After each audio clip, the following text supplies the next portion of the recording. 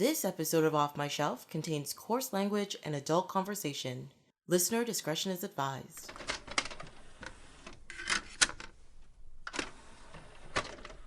Hello, my name is Tracy James and welcome to Off My Shelf, a podcast about movies that are well off my shelf, where we go through my DVDs and talk about the movies in my collection.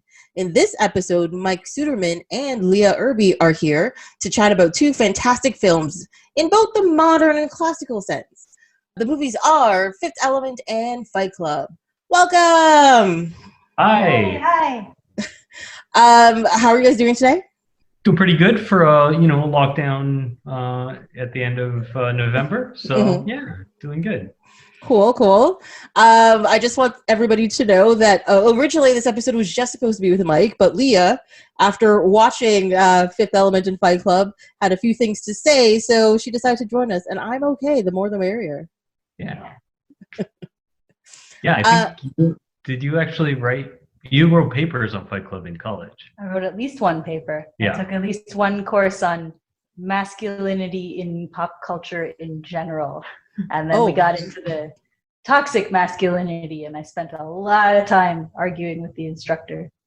So I feel like if it was just me in here and she was listening to me providing feedback, she and podcast commentary, there would be a lot of like peanut gallery yelling. So I felt like it's important to make sure that she had a place at the table.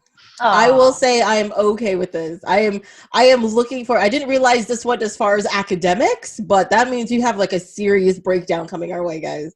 It's gonna be pretty good. Oh dear, I have very little academic material to offer, but I know myself, and I know when I'm not going to be able to stop myself from yelling in the background. So I thought I might yell in the foreground. I totally get it. So yeah, I'm glad we're gonna get all of this yelling on tape so that everybody can hear it, and it's probably going to be very worthwhile. So we're all set for that. Yeah. But I guess we can start with the Fifth Element. I just want to say I still love this movie. I don't care what anybody says. There are definitely a couple of problems with it, but I absolutely love this movie. Yeah, it is fantastic. Rewatching it just last time was a treat. I actually caught it at the Cinesphere last summer, and it was just like a blast to see it on a big screen. Like it's just all the crazy sets, the crazy costumes. It's just a delightful movie of like total off the wall craziness, and yeah, like it's nice to see movies where Bruce Willis like is still trying to act. I feel like it's been a while since he's done that, and it's such a cool looking movie, and it's so like imaginative. I love those like off the wall sci-fi movies. Yeah, and like this was one of those off the wall sci-fi movies that actually like work, like a lot of the movies that come out, they're just like, we're gonna make it crazy, we're gonna make it off the wall, and then you watch it, you're just like, this doesn't make any sense. It's just like a cluster of nonsense. It's shiny and there's colors, but there's not much to it, whereas it's shiny and colors, and it's got good acting, and the storytelling is awesome, and the overall story is really awesome, and it just has some really cool like little tidbits in it as well, which I find amazing. So yeah, I sat watching this movie for like the 100th time, just still smiling, and I'm just like, this is so great. And I laughed at all the right moments, and I'm like, oh, this smart telling. It's fine. Super green. It's okay. Yes. Yeah. The crazy world building is just so great, where we have got this big evil mega corporation. Gary Oldman is just this totally bizarre, like pre-Hunger Games villain. Yep. And he's like got these goofy guns and that like are given to these like space orcs that we learn can do shape shifting. And they only shape shift into models for some reason. It's fine. Yeah. It's really it's so like well realized, and so, like the universe feels so like full of details. I read that Luc Besson had basically been noodling around with the idea since he was 16 or something. Yep. So it was just like it feels like something that had too much yeah. There's like everything has too much backstory in it, but that's part of what I loved it. But I think that's one of the reasons why it works, because everything actually seems to have a point and a meaning, because he had all of this time to think about all of their backstories and why they're here, why they're doing what they're doing, why this guy's being an ass and why this guy's funny and how come he knows how to shoot all of the weapons and fly all of the things. Like, all of that is in there because since he was 16, he's just like, what if this guy was like this? And, but then we'll build it up like 2 years later and maybe it's all this and stuff coming together. But he knew what to cut out of the movie, not to make it boring, but to build into the character automatically. So we're just like, we understand your motivation. We understand what you're doing. Yeah. It's fun. And it's very arch. It's not like, it doesn't have a lot of really over ambitious plot or character things. Like it's good versus evil. The elements are the, fire, water. It's not like there's no real complications there. The like quote unquote reveal at the end that love is the fifth element is like, and then he has to love her. It's like, it's so corny, but it meshes with the rest of the film. Like famously the 5 elements: fire, water, air, earth, and smooching. It's heart, guys. They're just putting together Captain Planet. That's it. That's all that's going on there. What I think is really funny, I was reading about his ideas and where it came from and all that kind of stuff, and he said one of his where this movie came from, where the ideas stem from, was actually reading the French comic book that Valerian is based off of. And what's funny is he finally got to make his Valerian movie, and all of the things that make Fifth Element great is all of the problems that are in Valerian that make that movie bad. I'm sorry, but it's true. Yeah, I will defend Valerian, but it is a deeply flawed thing. I love that it's not just spaghetti thrown against a wall, but it's like just taking a whole pot of spaghetti and just like flinging it everywhere. But like certainly the opening of the beginning where they're building the city of the thousand planets, where like all of this successive alien introductions, that's like actually genuinely like a fantastic bit. But the rest of it is just like a whole bunch of ideas that are like very loosely connected and really badly like plotted, and the characters are totally like uninteresting and stuff like that. But I absolutely agree with you. But I still love the hell out of watching it. I saw it in theaters. I watched Valerian once, and I know I should probably give it another shot, but I, like you said, like the beginning like gave me so much hope for the movie because that opening was so amazing. But then you get introduced to your protagonist and you're just like, what is happening? And then it just falls apart. And unlike in Fifth Element, where there's clearly a background to them and there's clearly reasons for certain motivations, in this it just felt like, no, we're just really cool, so we're gonna do whatever we want. And you're just like, that's not enough. This isn't working for me. And then the whole plot, like they're trying to like save a civilization and everything. I get it, but that civilization makes no sense. And getting there is so overly convoluted that you're just like, I don't care by the end of it. Which is completely opposite to what happened in the Fifth Element, right? Because the Fifth Element could have had exactly the same problems, and it didn't. The Fifth Element has a really like clear and basic story structure that they follow, and they're like all the set dressing is around that, but the structure is very straightforward, and that helps a lot of those wacky sci-fi films, because it's like you don't want to be keeping track of all sorts of crazy, like whatever you like. I think in a 2-hour movie you can only have so much new ideas like, and so if you're going to have a lot of crazy world building, you probably want to have a simple plot, because you don't want people trying to be following like a really tense, complicated like thriller plot while also trying to keep track of all your crazy sci-fi world building, right? Like, correct. You kind of have a budget of attention that you want to be able to spend in effective ways. Use it where it's going to really benefit the movie and the story, rather than like just throwing everything into one big pot. And that's why, like, yeah, Bruce Willis being like a hilarious cab driver. I don't know any of the actual character names, so I'm just referring by actor names. He's Corbin Dallas. There we go, Corbin Dallas, right? Of course. But like, he's a cabbie. He drives like literally a yellow cab that's got the like the checker on the side of it. Yeah, the checkers on the side, like that. It's that kind of stuff where it's like, you don't need to introduce the fact that, like, it turns out that the Gary Oldman owns the cab, or his corporation owns the corporation that owns the cab company or whatever, because he gets fired before he goes on vacation. Yeah. Like, we don't need to know any of that stuff. We need to know that he's like a working class guy, and he's got some military history, and he drives a yellow cab. Like, we're in very quickly. We don't need to learn all sorts of crazy crap about the world to know that.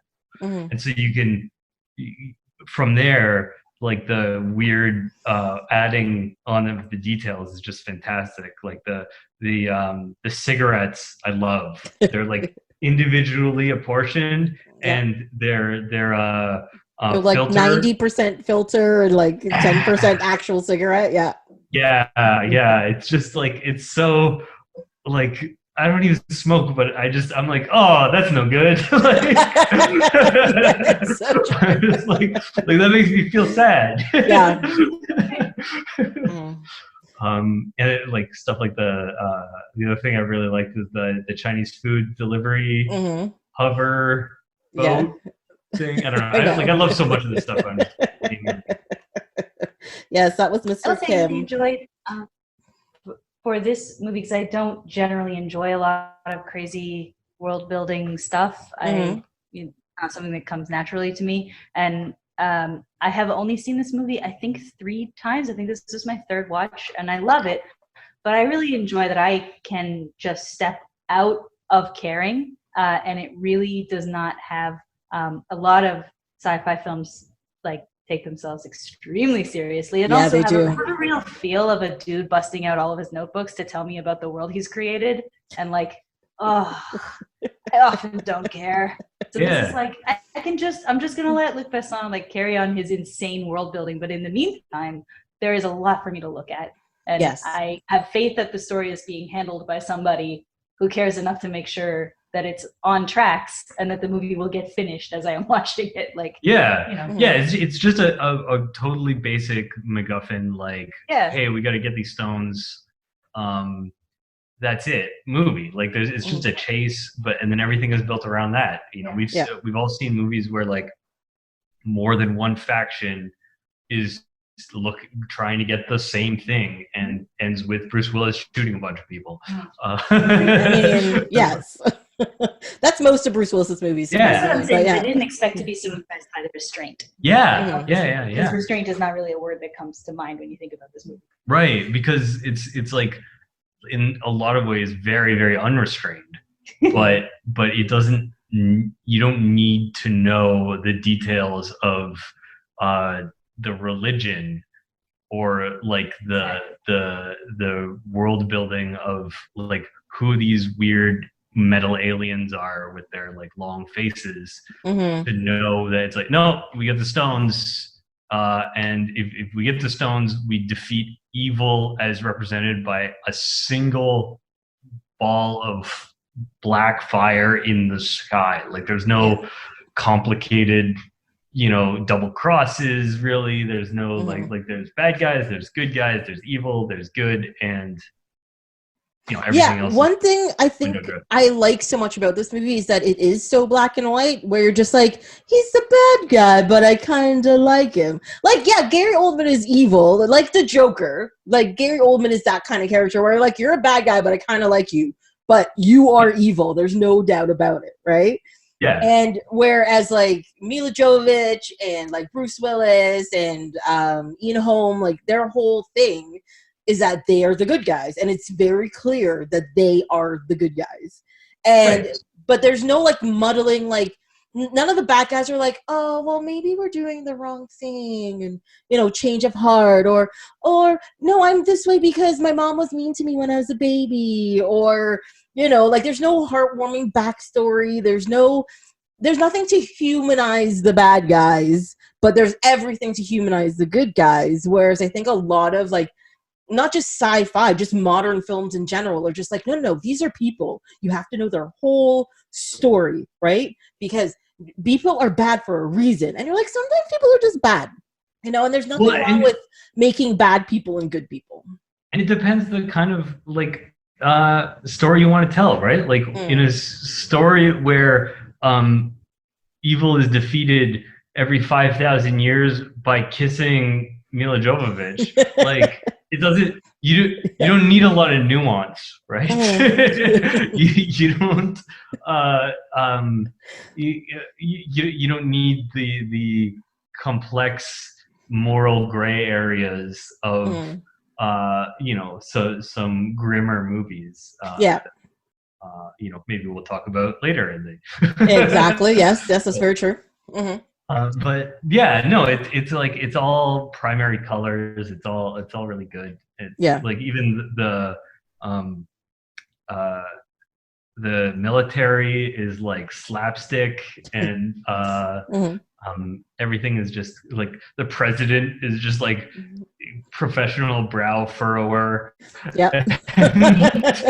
Like, it's just it's good. It's like, because it's a basic story, and really what it is a celebration of the production design and and again the world building, but like the world building's all there just to serve to be a nice like I was watching it and I was like, it feels kind of like a meringue, you know. It's all light and puffy and delicious and exciting and not really, there's not a whole lot else in there, but you don't need that. It's enough, right? It's exactly what you need. Yeah. Well, we're talking about the production design, which is amazing in this film, of course. So, and they also did a whole bunch of like weird, seeming to me, stunt casting in this whole movie. I can't think of one example of what you could possibly make. None at all? No? I mean, let's start with the costume design, right? So Jean-Paul Gaultier did all of the costume design. Most people will know him for designing Madonna's cone bra in the 80s. But yeah, he did all of the costume design in this movie from the aliens to, you know, Gary Oldman's, what I believe is a full rubber suit. I really do think it's made out of rubber, or looks like it is so hot in there. He's got the plastic thing on his head too, so it's just like to trap any potential condensation. It's just in there, right? A full episode of Friends with Leather Pants, sort of like baby powder escapade of him getting out of that thing. Yeah, but that's so true. Oh my god. But then also the thing I realized about it is that if you look in any scene in that movie, from, I don't know, the McDonald's attendants to the scientist to when they go see Plavalaguna and everybody that's in the crowd, the costume designs for even like the extras in the background are ridiculous. Like they're crazy. The Devo hats on the priests. Yeah. Like just really everything. You know, obviously the iconic whatever skin bandages that Jovovich is running around in the first bit, and even just the cops, right? The cops are like so like classic, like old school comic book body armor. Like they have the goopy head shields, and they're just like chunky and like they're like armor. Slow and disproportionate, you know. It reminded me a lot of Judge Dredd, actually. I saw those. They're similar vibes. One set of people I do feel sorry for is Zorg's like little minions, not Tricky, but his like bodyguards or whatever. I think they ran out of ideas because all they gave them was a spandex short sleeve turtleneck and leather shorts and a weird purple hat, and I was like, what is this supposed to be? But that's it. That's my only complaint. My only costume complaint for the whole thing is that. And it's only because it's so crazy compared, like what they're being compared to. Exactly. I was also reading about the sets, and though there's like, of course, there's a ton of CG in it, but like, you know, the scenes where they show the city where she's like walking on the ledge and stuff. Apparently, there's a whole bunch of, they're calling them bigatures because they're giant miniature sets, if you understand what I mean. Where, of course, they did like CG for like the far background and all that kind of stuff. And I was like, when I learned that, and I actually started watching, I'm like, oh, you can see that these are actually, the foreground buildings are actually like real things compared to like further back. And the detail they put into some of those are crazy. Because I mean, it's before like CG was able to do basically everything, right? It was before like Phantom Menace, where they just were like digital everything, you know. So it's like they still had some practical stuff in there because they just couldn't do it, and so it's right. I'm still gonna build the Diva with lengths of rubber tubing. And it makes a big difference. I do have one question about the Diva though. So she's great. She is great. I am not saying no, and I think everything about her costume and her design and everything is amazing. But I feel sorry for the actress that was in this because apparently that thing weighed like 45 pounds or whatever. Not surprising, My thing I don't understand about the Diva is she's obviously an alien. Is she, like, where is her skin and where is her clothing? Because all of it seems to be made out of her skin. Ooh. Is that just me or am I way off? No, you brought up a very good point, and I'm not sure how much I want to think about it. Okay. Because I always thought it was like a lady wearing like a top and like a skirt, right? But if you like, after you've watched it as many times as I have, and I'm getting ready for this, so I'm paying attention to every detail, I realized I'm like, no. That seems to be like, even her tubes in her head seem to be like part of her skin and all that kind of stuff. The only thing that seems to be, you know, making it seem like it's a skirt and a top and like a hat is the fact that she's got like bracelets on and a belt. And I'm like, wait a second. Are they holding her skin on? What's happening now? Or is she just like nude? Is that what she looks like? Is that yeah. You know, like, is it like a dog with a belt and a hat on? Like, I don't know. Right. So yeah, I got no idea. But yeah, I was very curious to that because I was paying a lot of attention to the part where he pulls the stones out of her stomach, like her gunshot wound, which is surprisingly still like, it makes me feel very uncomfortable, even though her blood is blue and all that kind of stuff, so it's not overly gory. But still, you're just like, something just died and you're pulling things out of it. That's creepy and weird. It's literally visceral. There's guts everywhere. Yeah. They're not the guts you're expecting. I know. It's like some kind of weird blue slime. Ugh. But yeah, like it seems to be just like her skin he's pushing through, not like, oh, here's your top and there's your body. It's just her skin. So I don't know. I was just curious as to what the makeup actually is. I think it's meant to be mostly skin, but then there's the tubes coming out of her head. We don't know whether that's like a hardwired thing for breathing and maybe some kind of extra air for singing tricks. Mm-hmm. Yeah, I have no idea. But I've had that question in my head since I watched this 2 days ago. So I thought you guys might have some enlightening answers for me, but I was wrong. Based on the amount of slime that's underneath, I'm going to go with it's mostly skin. It's mostly skin. Okay, gotcha. Perfect. All right, so that's what I was thinking. But then that also brings up a whole bunch of different questions. I'm just going to leave that alone. Okay. Yes. Why isn't she wearing clothes? Exactly. I'm like, maybe this was actually like a like a But, I mean, she is, right? burlesque diva show. Like, I think it's weird. Yeah, because like when we see her at the very beginning, like she's got a whole she's got a whole like sheath on. Yeah, so it's very like modesty and all that stuff. So I can see there being some like crazy backstory about how it's like only when performing does she whatever, or that's what they're paying for, who knows. Yeah. 16-year-old Luc Besson spent a lot of time thinking about this. Yeah. I feel like there's probably notebooks full of musings about the Blue Lady that I don't need to look at. Yeah. Well, accused sexual predator Luc Besson. Yeah, probably. Yeah. Oh no. Yes.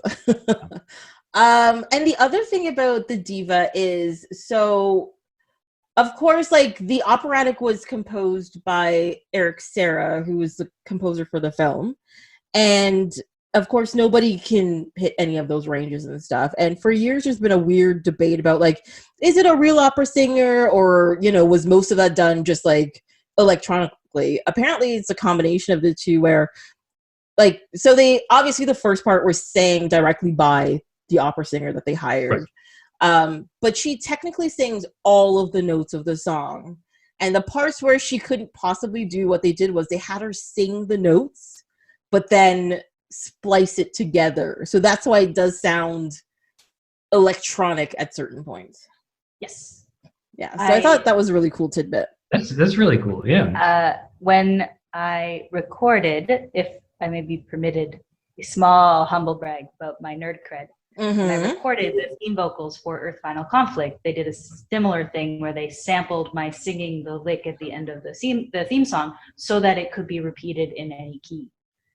So, that's pretty cool. That was one of my first jobs because I was very young at the time, and I immediately watched myself be replaced by a synthesizer who would sing the lick perfectly in any key at any time without needing to be. And that's what it's life of a musician. It's very glamorous, let me tell you. Obviously. But it certainly made me think of that, not least because of the blue tall-headed alien thing. Yeah. Yeah. Well, and I think it totally fits because it's like they hire somebody who's totally talented and can do all this stuff, but also the whole deal is that everybody has come from Earth to this crazy alien thing to see something that is inhumanly possible. Like it would be impossible for a human to replicate. And so I think that like using digital stuff or whatever to enhance it makes sense. Oh yeah. And the scene obviously is the pacing is fabulous in that scene, but I remember really falling for it the first time and being like, I guess I just don't appreciate opera the same way that Corbin Dallas does, because he's got tears in his eyes and like, how much longer is this gonna? And then it gets fun again, and it really, again, the movie is just like, it's okay, we know what you came here to watch. We're gonna splice it together with an action scene and like this like up tempo. I've just been watching stuff exploding and very bright colors for the last hour and change. Like, I'm not going to be able to make this downshift with the movie, but it's okay. Yeah, very, very good. But it's very cool that they even tried to do that, right? It's a part of why it's such a weird and wacky movie. Yeah, like I think what they did with the editing is the thing that really makes the movie, is that there's very high intensity and very calm moments. Like there's just very like ebb and flow thing to the whole pacing of the movie that just works really, really well. Because as soon as the movie starts, it's pretty quiet, it's pretty quiet. All of a sudden the aliens show up and you're like, what is happening? And you're like, it's 1944, this is crazy. And then it goes, Luke Perry is here for some reason. Yeah, you're like, why is he here? This is just so weird. It doesn't matter. They're like, every time I see him too, I'm like, oh yeah, Luke Perry's in this. I'm like, yeah. But he's not really, like, he's not one scene. And then it's like, why? Just so that we could put him in the credits? Like, what the heck? Why was he cast there? It seems like it would be like he had better things to do in 1997. I feel you would have thought so, but apparently not, because there he is. I mean, what do you do about it, right? I mean, it really feels like he had a weekend. Yeah. And they were like, I guess we can write a scene where he's in. Sure. And Luke Perry is probably just like, that sounds great. Can I take home the Gautier clothes? Okay. Yeah. Yeah, exactly. Yeah, and then they can put his name on the poster and up the sales, I guess. I guess. It's a weird. Yeah, but I mean, like, Bruce Willis in 1997 was a huge star. He's drawing in the names by himself. Yeah, I would think. Perry to capture the evasive teen girl market for this movie, I guess. Mm-hmm. Apparently, though, Elizabeth Berkley auditioned to play Lulu. Oh. So that would have been interesting. Yeah. Yeah. I don't know. So for me, the only thing that I'd seen Milla Jovovich in before was Dazed and Confused, and where she sings a little song about aliens, and that I think is the only speaking she does. Mm-hmm. Sings a little song, watch them fly away. So it's like a very fitting thing that the next thing that I was aware of her doing was being in this. And it really heightened this like mystical character who does not have regular speaking lines feel that she had.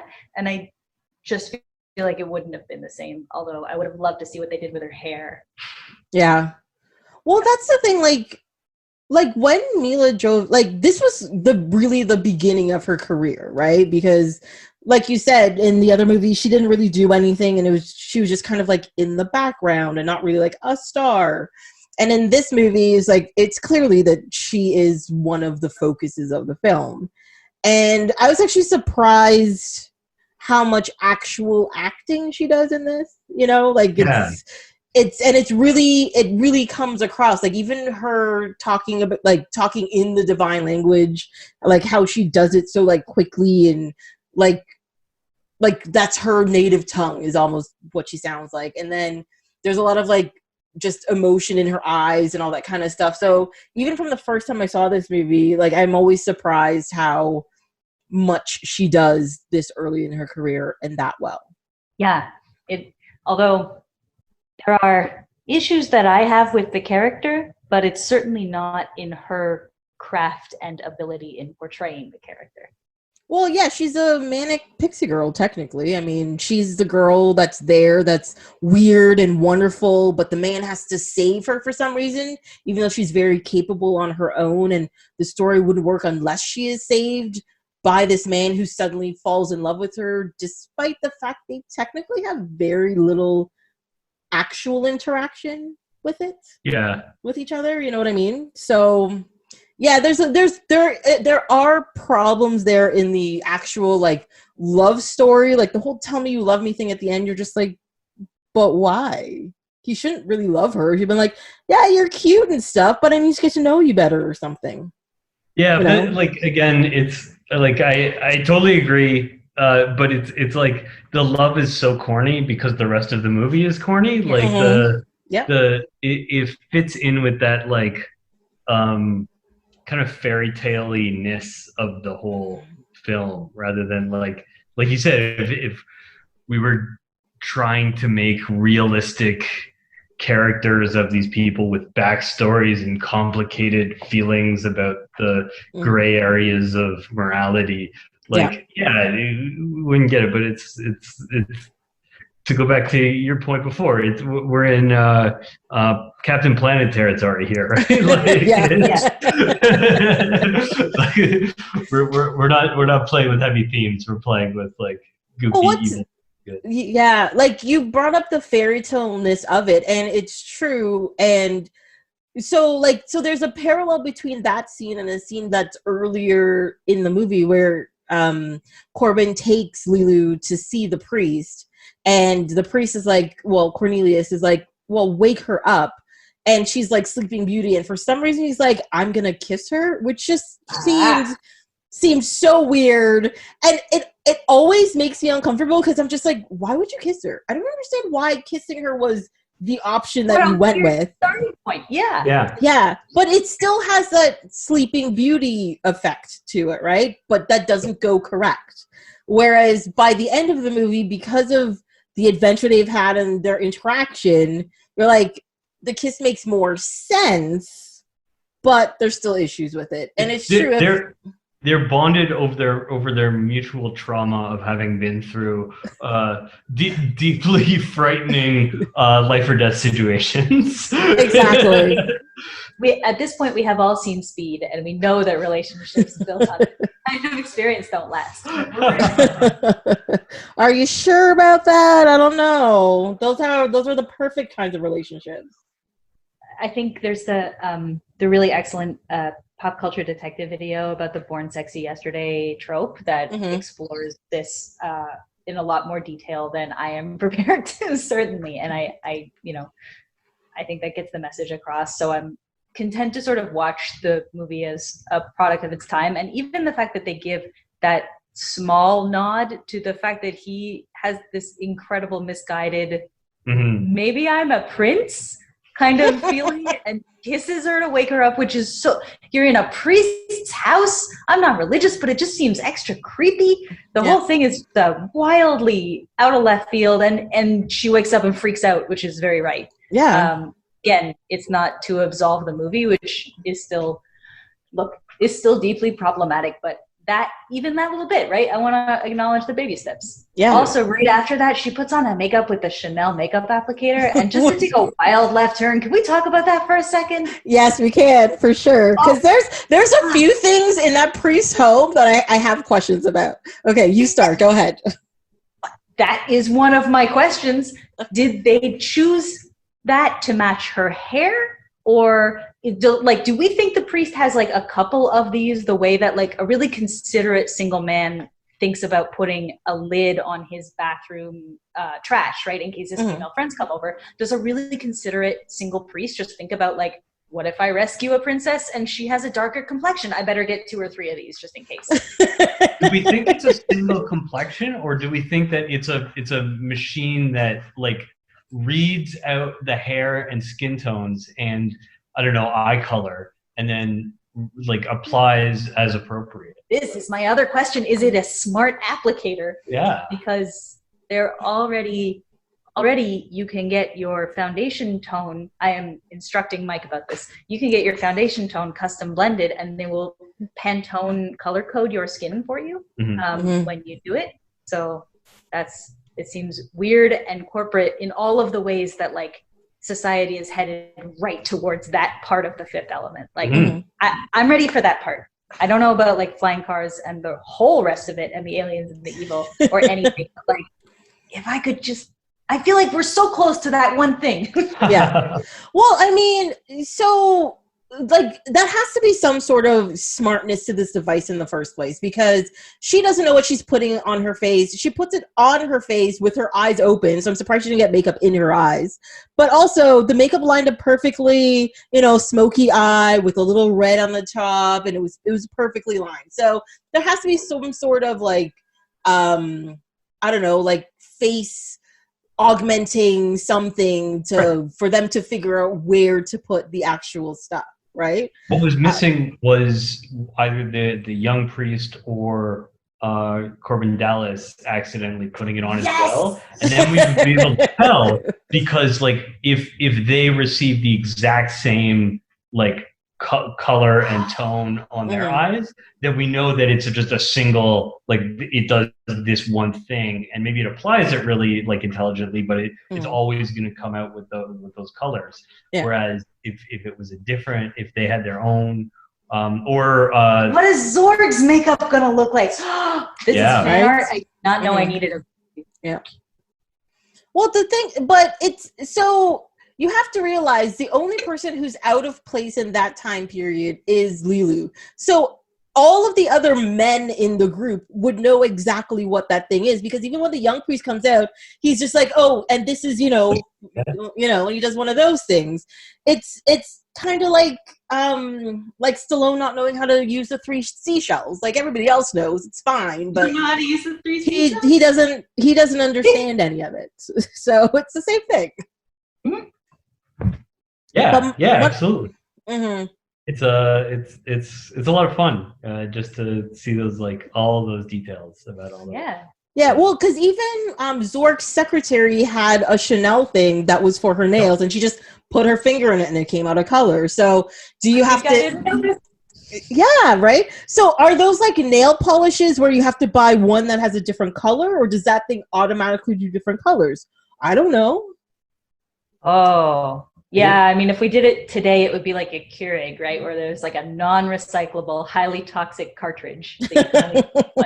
Yeah. Probably will beep at you after 6 months and be like, your nail polish is no longer fresh. Like that juicer that doesn't allow you to use pods that are juiced after a... Juicero? That one. Yeah. Yeah, but didn't they pull that from the market because people realized they could just squeeze the pods and it does the same thing? Yes. They super did. Yeah, so... But yeah, or even just a printer, where they sell you a really cheap printer and really expensive. They get you on the refills. Yeah. Yeah, you buy $100 printer, but an ink cartridge replacement is $150, and you're just like, I'll just buy a new printer. Yeah, but the ink cartridges that come in the printer are smaller sized. Yes, they are. That's true. It's all very annoying. It's all very annoying. I can see that that's how they would, because it's a very capitalism gone wrong kind of future. Like what little bits we see of it, where he gets fired by mail, but in a mass firing of 1 million employees. I'm surprised they're employees. Well, I mean, this is still the 90s, right? We didn't have the they hadn't gotten there yet. The innovation. Yeah, in our dystopian future. I do want to say about that, though. I know we're rocketing all over the place because it was important to me that we talked about that. It was very important. But it's I saw the point, and I did need it pointed out to me because I didn't catch it on my 3 watchings, because there's a lot going on in this movie that Zork owns the corporation that owns the corporation that ultimately fires Corbin Dallas. But he deserved to be fired. This is not like getting laid off because he's a hard done by kind of guy, right? He's still hard done by, but he was out of points on his license. He's the one who made the conscious, extremely telegraphed choice to run from the cops. Yes, and presumably all of the other choices that led to him only having whatever it was, 5 2 points on his license. Yeah, and I'm not arguing that I think I'm not arguing that if you just do what the cops tell you that you are in the right in society, obviously, but I am saying it shouldn't have been a huge surprise to him to have been fired. Oh yeah. Outrunning the NYPD. If Gary Oldman turns around and says fire 1 million employees, and there's that list of infractions. You're gonna start, and Corbin Dallas is at the bottom being like, if you needed to fire one person, fire this guy.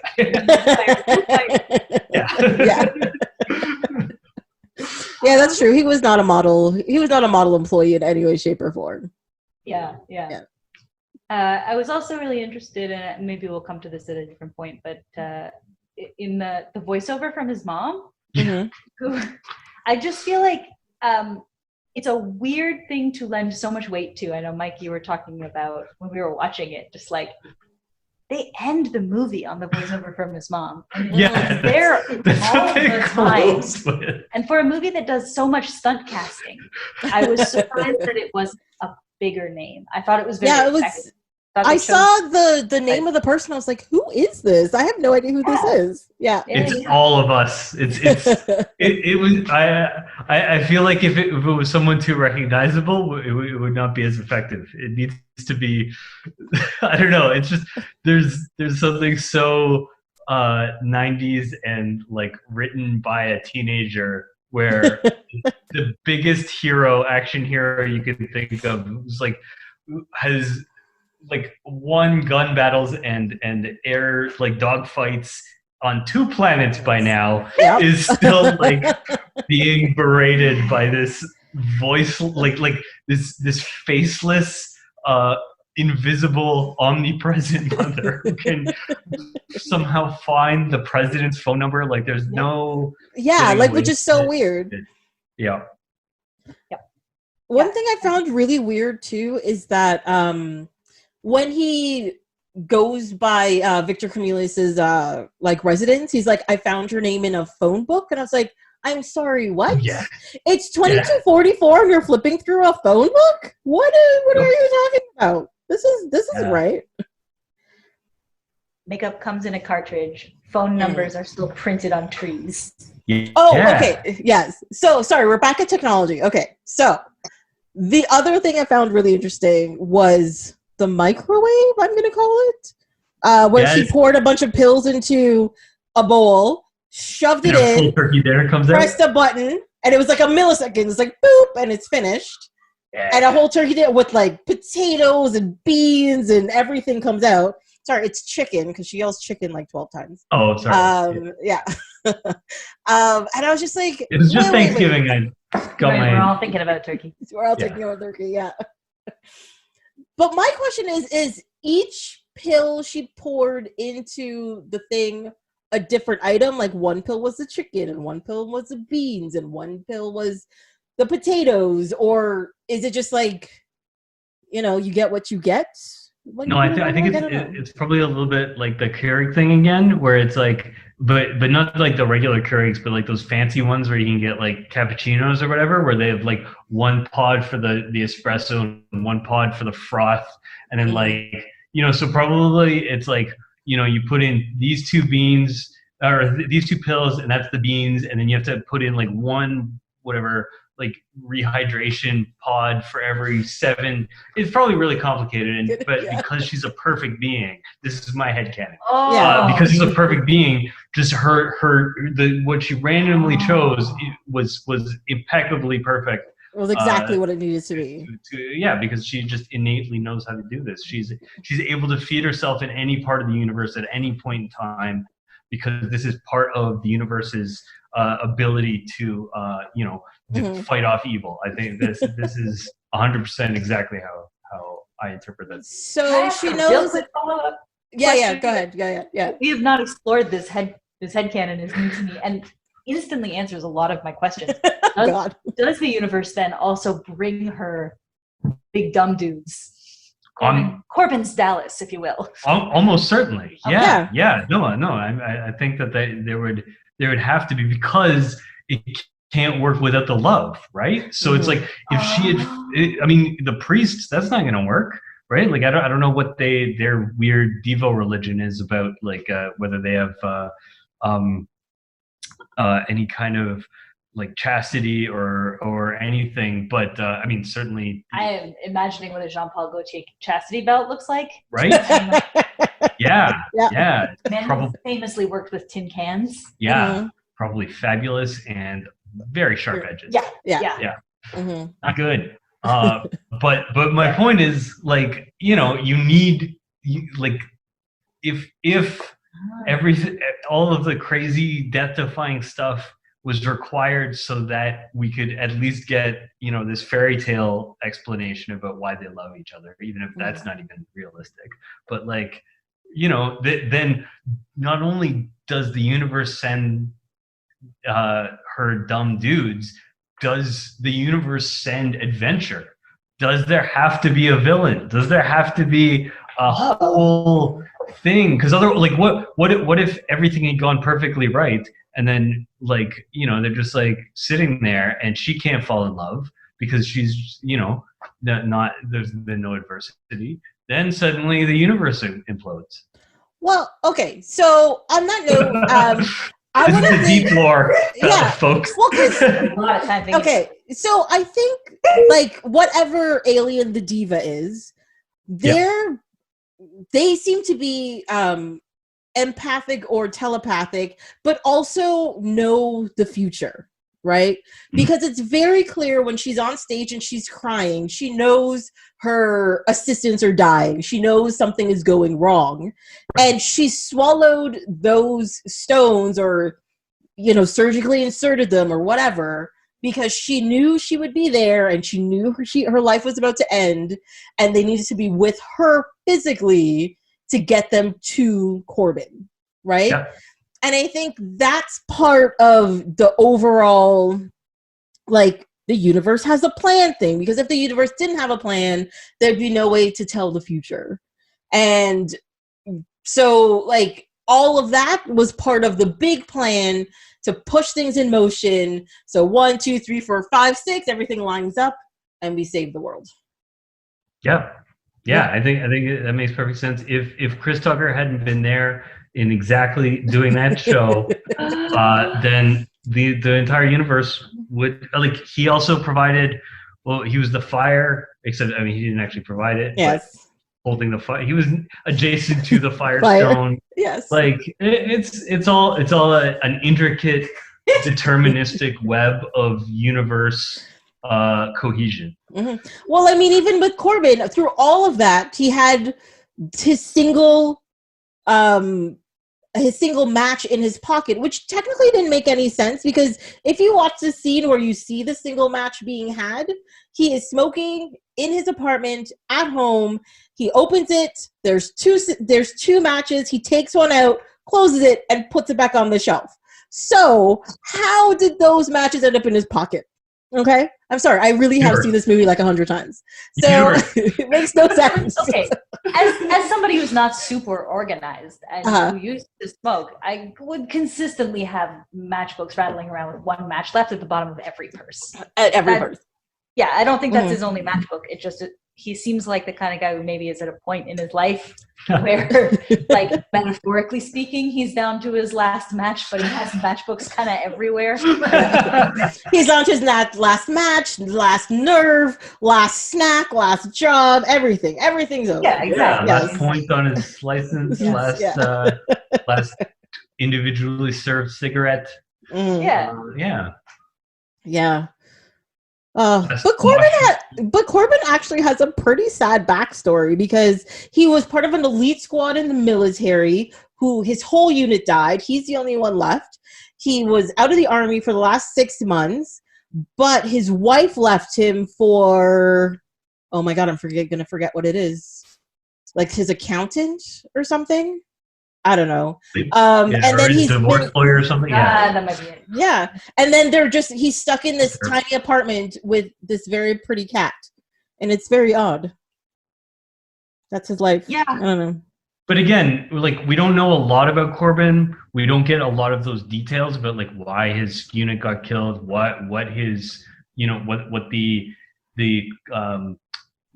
main points of contention with his ex-wife were, any of things. But we can infer that he doesn't make a lot of great choices ever. He does not. So again, like, how much of this is him being Corbin Dallas and kind of bringing it on himself? Yeah. Like, I feel like the same guy who shot up that lobby probably isn't like the tactical genius that's going to make sure all of his men get home in one piece. Yeah, I mean, he does really go out there like guns blazing, blows up the whole place, and you're just like, was that unnecessary? You could have just gone out the back. Like, didn't he Bugs Bunny machine gun out the floor around Chris Tucker? Again, this seems like we're taking a lot of risks with lives of people.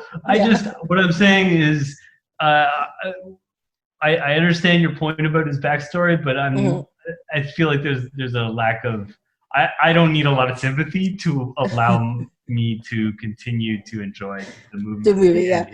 Well, but that's what makes this movie so good, is that you can just, like, right now we're analyzing it and we can see certain flaws and everything, but we can also see, like, the intricacies in it.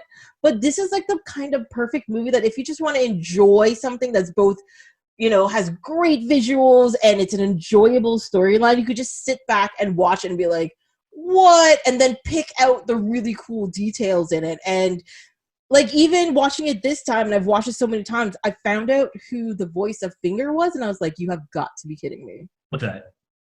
Do you know who the voice of Finger is? No. It's Vin Diesel. What? Yeah.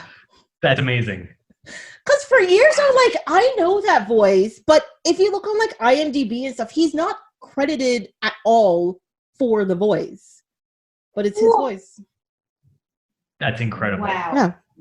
Long before I Am Groot, there was. Yeah. Well, he also did the voice of the Iron Giant, didn't he? Seems to me. I'm pretty sure it was him. Yeah, I'm like 90% sure. Yeah, that's awesome. Yeah. I watched Iron Giant for the first time like 2 years ago. I never understood why people were like, oh my God, why is this so great? Then I finally watched it and I was like, that's pretty good. I love kids movies and I'm prone to sympathetic tears. And so everything I know about the Iron Giant is like, it's like Toy Story 3. I don't know if I need to sit down and just do that to myself. Yeah, Vin Diesel does voice the Iron Giant. Yeah, that's correct. Yeah. That's great. That's delightful. Yeah, and like, because when I found out he was doing Groot, I was very confused. I'm like, why is he doing like this random continuous voiceover? But then I found out what a weird thing to be like in movies for before, like it makes sense because it's stunt casting in Groot, but like before Vin Diesel was Vin Diesel, like yeah. I guess they already cast Bruce Willis, so they were like, who's a dude that makes the same noise with his face? Well, that's the thing. I think he just did a bunch of voice stuff early on in his career. Voice actor. Cool. We don't know what he looked like. He might have been a little skinny. Oh yeah, Iron Giant came out after this. Okay. Oh no, the same year actually as this. Mm. And yeah, the first thing we'd have seen him in is Saving Private Ryan, but I still have never watched the whole movie, so that doesn't count. Huh. Interesting. Then his big break with Triple X. What? Yeah. Oh, God. Oh, right. Now, we have not, I don't know if you're saving this. So, we finally arrived here. Let's talk about Ruby Rod. Yes, we have to, because I just have to say Chris Tucker is absolutely amazing in this role, and I love it. I mean, I think by far the most delighted I've ever been to see Chris Tucker. Mm-hmm. Yes. The whole thing is such a performance. I mean, he is completely riveting the whole time he's on the screen. Oh yeah, he is like at 800 doing this role, okay? Like he's way beyond anything he's ever done. And he is a relatively outlandish man already, but this was just like next level. Yeah. Oh, yeah. I was going to say maybe the most delighted I've ever been, but I think he is also in that Michael Jackson video where he's a small animated character that, yep, he's in You Rock My World, if I remember correctly. And very much the same energy as a small animated character, just in his whole face. Like, is that not him? I have no idea. Yeah. But he's got, in a movie already full of cartoon energy. Yes. You were saying there's the scene where Bruce Willis machine guns a hole in the ceiling to drop him down. Yes. He's really above and beyond. And yeah, I don't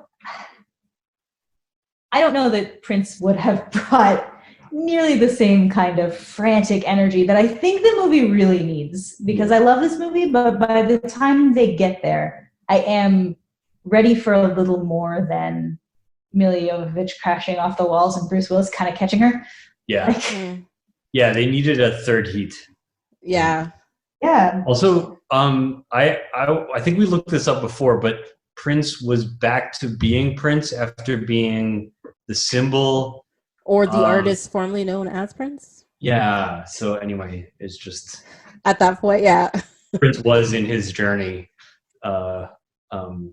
At this point, may not have jived with the slapstick comedy that was required of that role. Mm-hmm. Well, that's the thing. Like, I don't think the role would have been slapstick at all if Prince was in the role. Like, he would. Right. I think he would have done the lines, and I think, but like the whole part where he's like screaming and all this kind of stuff, and even the fast talking Ruby Rod. Like, I think he could do it, but it would definitely be more subdued, very like. More like seductive, even though like Ruby Rod is supposed to be like he's pretty much like, I don't know, what did they do in the 70s? Like it was like he's like glam rock, you know what I mean? Yeah. And whereas I think Prince would have just been just generally like suave in the role instead. Yeah, Prince wouldn't have, and this is a little bit weird talking about Prince, but he wouldn't have been crass enough I think. Yes. Yeah. Like, there needed to be something both so charming and so unlikable about it. And I think Chris Tucker was able to do that energy because he's supposed to be as annoying and like the anti Dallas Corbin, right? Like Dallas Corbin, he's gruff. He doesn't talk a lot. He doesn't like, you know, he's a man of few words, but of lots of action. This was just like the exact opposite, where it's just stream of words and like when action happens, just screaming and terror. Yeah. And like he goes into like these back and forth weird moods and sings, and he is like just this like outlandish individual. And also I just want to make one quick note. Apparently Prince turned on the rule because he thought Ruby Rod was a little too effeminate for him. FYI.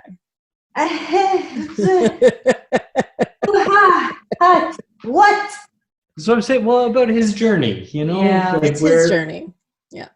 Where was Prince feeling he needed to be at that point in his time? So, yeah, I want to talk about this a little because one of the things that makes Ruby Rod likable even a little bit is how vulnerable he is. Mm-hmm. Like he is immediately like just a mess of neuroses. Extremely camp, but he's also, like Mike was saying, like he's also like hypersexual, but also like hyper masculine and something. Like he really zooms around. They give him a lot of room to explore, more than I would have expected in this kind of movie. Well, that's why I compare him to like that whole glam rock of the 70s, where you had people like David Bowie who wore like flashy, skin tight, glitter outfits that were would have originally been like, no, that's a lady's outfit that he's wearing, you know, with this big hair, and he's got like his makeup on, and you know, he's moving his hips and he's like dancing and all this kind of stuff. But he will fuck you, like you know what I mean? Like it was that kind of like craziness, and I think Ruby Rod definitely, like what you're saying, just describes all of that. Where it's like it's very like, it gives you like weird feels because you're just like, you're kind of a lady, but there's something else going on in there, right? You know? Yeah, the like surprisingly explicit sex in the plane over. Yeah. Space cruise plane. Mm-hmm. Yeah. Is like because when I was watching it, I was thinking like partially it's just like, yeah, exactly, his 70s like pansexuality, omnisexuality, but also I feel like especially in the 90s, especially for like this kind of a weird sci-fi movie, is that it allows them to do so much more because they upfront it with the like this weird no homo of no, he bangs ladies. It's fine. Yeah. So then all the effeminateness they're allowed to get away with because he's like it's just a little bit, I don't know, like I think there's probably a lot of complexity around that character that I'm not really equipped to talk about, but like it's really fun to just see it, and yeah, he's not the butt of the jokes the way that he's not. Yeah, I think a lot of movies would use a similar character. Yeah. Well, but I also think it's a commentary on the cyclical nature of people's attitudes and fashion sense, because like, I mean, we go through this every couple of years. Like in the 90s, for example, bell bottoms came back and all that kind of stuff, and like grunge, and you started having people with, you know, with plaid and the whole use of safety pins and outfits and all that kind of stuff came back. And then, you know, in the 2000s, people were just like, we're going to do 80s style stuff. And, you know, we're going to have bright colors and neon and be big and different and whatever. And everything's going to be okay. And then, you know, in the 10s, you've got, it was sort of like the early 90s came back. And I think even now we're sort of going back to the 70s again. And I think that might be an idea to it, especially when you have like a designer like Gaultier in there who's been designing for years and years and years. And he draws his inspiration from all over the place. He's just like, you know, what at this point in time in our future, what would a shock jock radio personality be like? You know what I mean? And I think that's what he was reaching for. He was just like, at what evolutionary point will be still doing like cyclical things, or is it going to be something completely different? And I think that's why some of the cast is very different looking, but you've also got people in there who wear, like, people are just wearing like a suit, like they're wearing a jacket and pants and a tie. But then you have people like Lulu who's wearing like this weird rubber thing with these pants, and you're just like, what? You know, and it just kind of comes back around. Yeah. So you're saying that we're going to get into a cycle where every 20 years a leopard print bodysuit with a lot of man cleavage is like just recurring. Yeah, I think Andre 3000 did it like 10 years ago, so I think it's fine.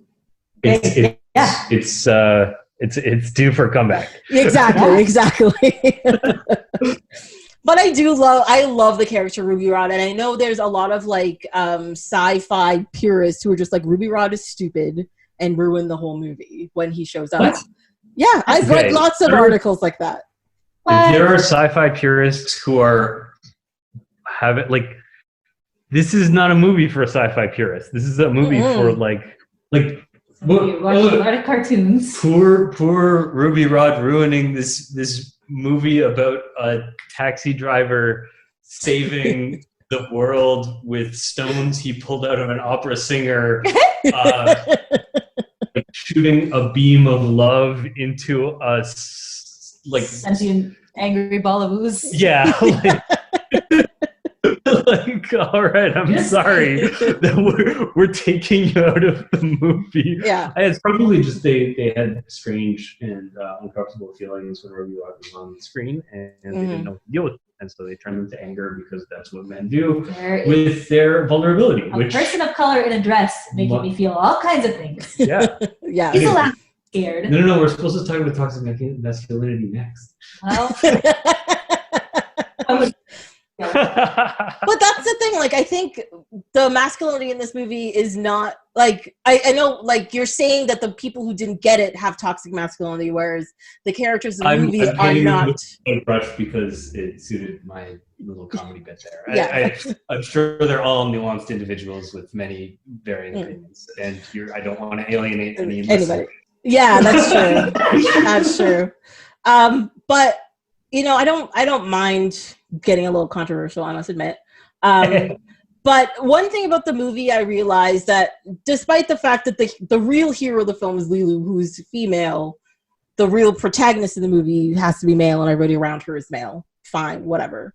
But their images of masculinity in the future are so very, it's just varied in general, that it was really kind of nice to see. Like, you have like super macho, Bruce Willis, and then you've got Ruby Rod, who's like weird and effeminate and stuff, but neither of them are making fun of each other in any way, shape, or form, because you have to be like this to be like a man, and you're doing it wrong. And then you have like the priest, who's just like, I'm just a dude trying to save the world, everything's fine. And then you have his apprentice, who's just like, I don't want to do anything, I did this because I thought it would be easy. Like, I don't want to go to Egypt.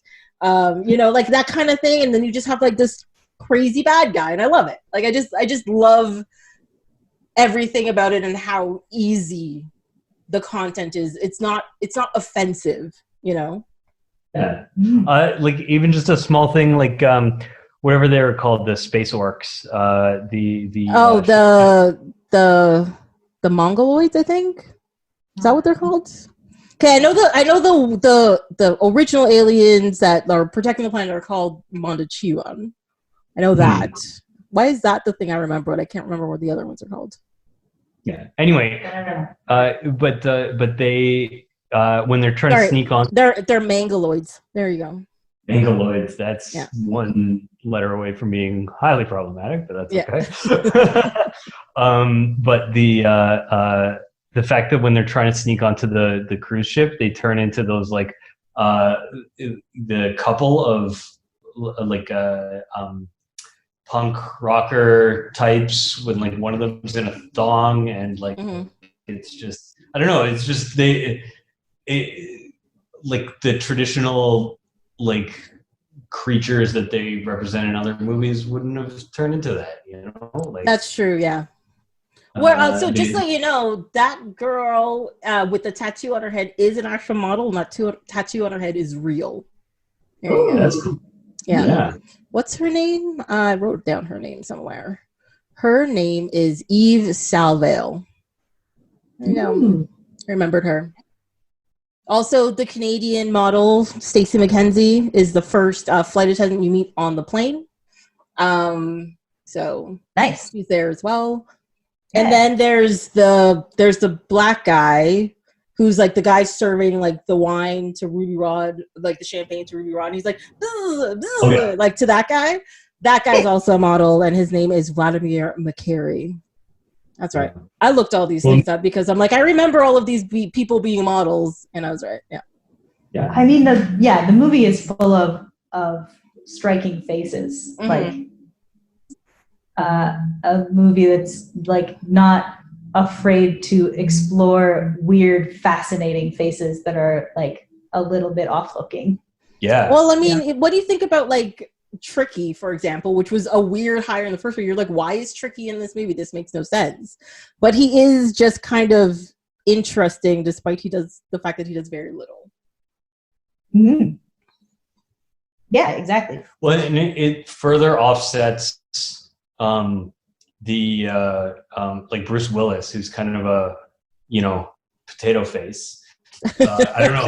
Maybe like he like when the rest of the movie is populated with like actual models, Milla Jovovich and like, you know, people with defined, you know, cheekbones and all this stuff, and you've got this guy who became famous for being an everyman action hero. Yeah, it's like you know, like it further separates him from the rest of the world that's around it. It's kind of neat because everybody else looks so different. He's just this guy trying to, you know, make sense of the world and this crazy world, like making his way through this crazy world. Well, it's interesting that you put it that way, because if you think about it, all of the main characters fit that description, right? Except for Milla, who is a model.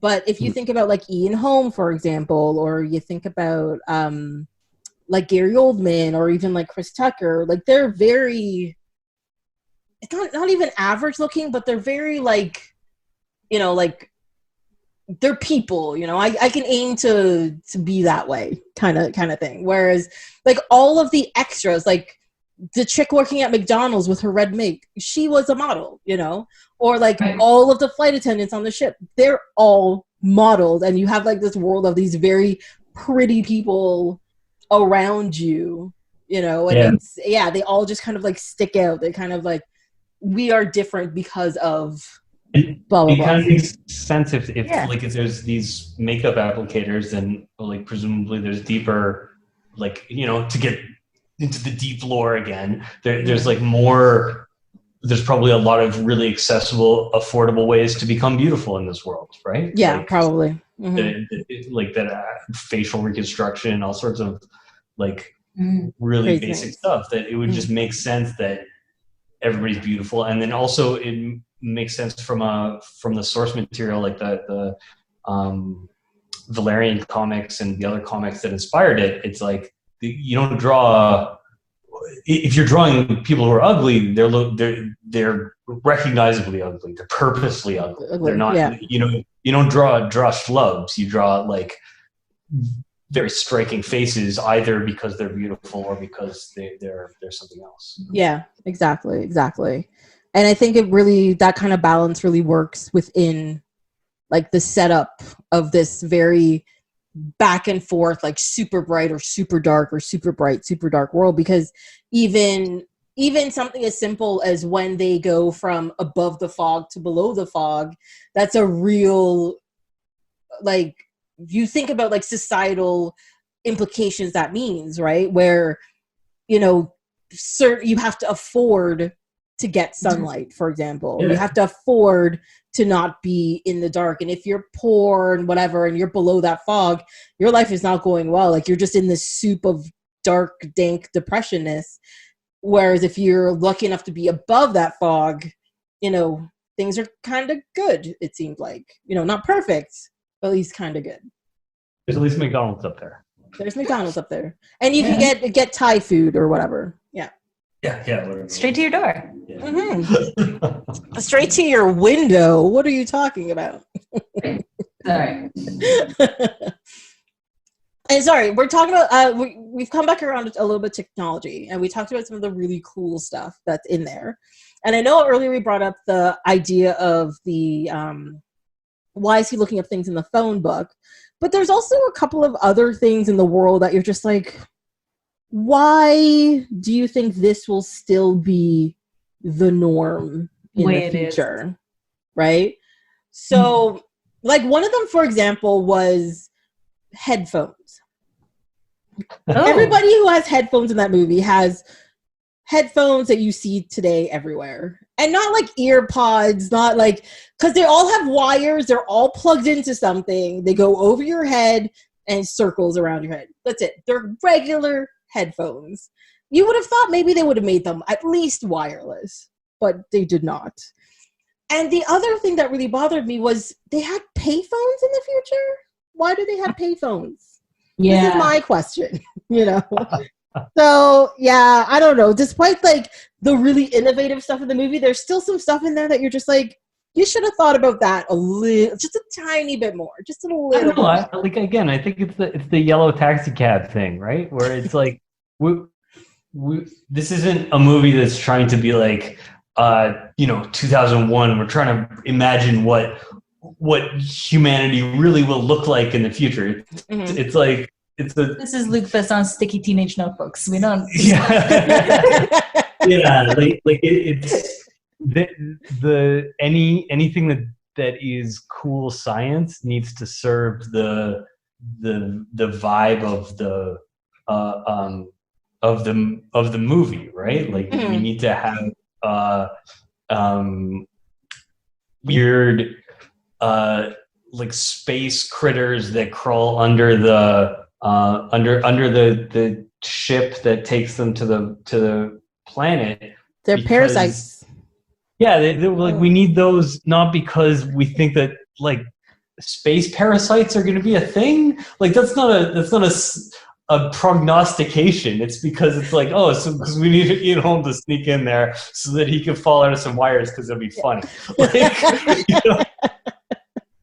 That was funny anyway. Yeah, you need to give the pilots a reason to go check something so the guy can fall out. What about parasites? Sounds good. It's a funny noise. Yeah, but it's so much funnier to know there's this whole team of like people, including like a space Jamaican who's like got like part of their takeoff is like part of their takeoff procedure is just like using flamethrowers because why not? You know, like we possibly go wrong, right? Like that's why. Like it doesn't make sense. It's like whatever. Yeah. Not everything has to be perfect. Also, I wanted to mention in the priest's apartment, there's a menorah, like a very large menorah for some reason. I didn't understand why. I think it's they're intended to be like very loose with any kind of theology. Like the only tenet we know about this religion is that every 5,000 years they have one job. They're like, yeah. Like they gotta kill Luke Perry and they gotta like, you know, ineffectually yell at the president every 5,000 years. It seems to be like that. I mean, I think that seems like a pretty cool job, personally. I kind of like it. I guess. I don't know. I don't know what the president or yelling at the president. Yes, very much so. Very much so. My last question. Is it my last question? I don't know. Is okay. So at the end of the movie, the screaming ball of darkness and hate is coming towards the earth, and it's stopped by love. Now, is this an indication about how the original moon around the earth was created, or is it just happens to be moon-like? Are you saying that the original moon was created 5,000 years ago by the last blast of love? Yeah, or like the last time they had to use that weapon to stop evil from coming to the Earth, they used it, and that was also a big ball of evil that they stopped, and that's why it's there. And this is just the new one. It may not have been. It could have been maybe 10,000, maybe 5,000 years ago. The last one didn't show up. I don't know, but maybe one of the ones wiped out the dinosaurs. Who knows? And we that's do the know one that hit the Earth. Wiped out apparently it would wipe out all life everywhere, not just on the Earth. But yes. But the I don't know. I feel like if it doesn't evaporate, then it's going to really mess with the tides. All sorts of like weird effects. But also, I'm blanking on it now. I feel like they gave the dimensions of it, and it wasn't that big. Yeah. Like big enough to certainly you wouldn't want it making any kind of impact, but it wasn't moon sized, I thought, but I could be wrong on that, and I don't have the transcript of the movie in front of me. But maybe there's just like a million teeny tiny moons, and then they only mess with like one tide in one pond. Yeah. Might be. I don't know. I was just always curious because I brought this up with other friends the many times I've watched this movie. And they're just like, that doesn't make any sense, Tracy. That's stupid. This is just, they've stopped evil and the moon is the moon. I'm like, yeah, but what if the moon isn't the moon? What if the moon happened during a time where we didn't have a record of stuff and there it is. I think it's definitely a question worth asking. Yeah. I think so. These are the deep questions we need to answer. I think so. Yeah, because like it would be a lot easier to convince the next time. That like, hey, you see that giant ball of frozen evil up there? Like, we've got some verifiable proof that this shit is coming again. So so you need to be prepared, and I think the priest will have like more people joining his order instead of this one guy, David. Everything's correctly. We just need 24/7 orgy in the love room, so that at any point in time we're ready for just getting it down. It's just a rainbow shield around the world, Yeah. Oh my God! Yes. Okay. I don't know. Do you have anything else about this? Do you guys have anything else about this? So I mean, it's just fantastic. It's great. One last thing, the bullets, the replay bullets that Gary Oldman shows off. Yeah. I don't think they come back again. Like, it was just a goofy thing to show that these guns are super, like, tactical. Fun. But that's the thing. The replay bullets would have had to have hit Lulu for that to work, and he never actually hit her. So it seems like a silly feature for a gun. If you've already shot the thing you were trying to shoot, then you've already shot it, right? Like, you don't need to. Anyway, I'm sure there are tactical. One thing I'm surprised at is that he didn't use a flamethrower, because that one's his favorite, and he didn't do it. So that's the thing I don't understand. Yeah. Sets are expensive. But they literally have had the biggest indoor set explosion in that movie, so they could have blown something else up. That's something that I thought was just delightfully cartoony. Was that when his name is Zorg, Gary Oldman? Yes. He disabled the bomb, like he flies back in, he disables it, and then the alien bomb shows up, and it's at the exact same countdown, like it's at 14 seconds or whatever arbitrary number. The other it says 5 seconds. Okay, we don't even miss a beat. It's fantastic. I love it. It was perfect comedy for me. Oh, we never mentioned the fact that the bad guy and the good guy never actually meet each other in this movie, even though they affect each other greatly. Yeah, they were on completely different shooting schedules. Yeah, they were. Yeah, I love the closest that they get is the whole elevator thing. He comes up, they're going down, bing, and that's it. Yeah, that's a tightrope to walk, especially to have them that interactive and the plot be so tight and still have the characters not ever interact. Yeah, it's true. Yeah, because when I first realized that, I was kind of shocked, actually. I was just like, oh my God, it's true. They don't ever actually meet. That's crazy. But yeah, I don't know. It's another reason to love the movie. I actually remember specifically the first time I saw this movie.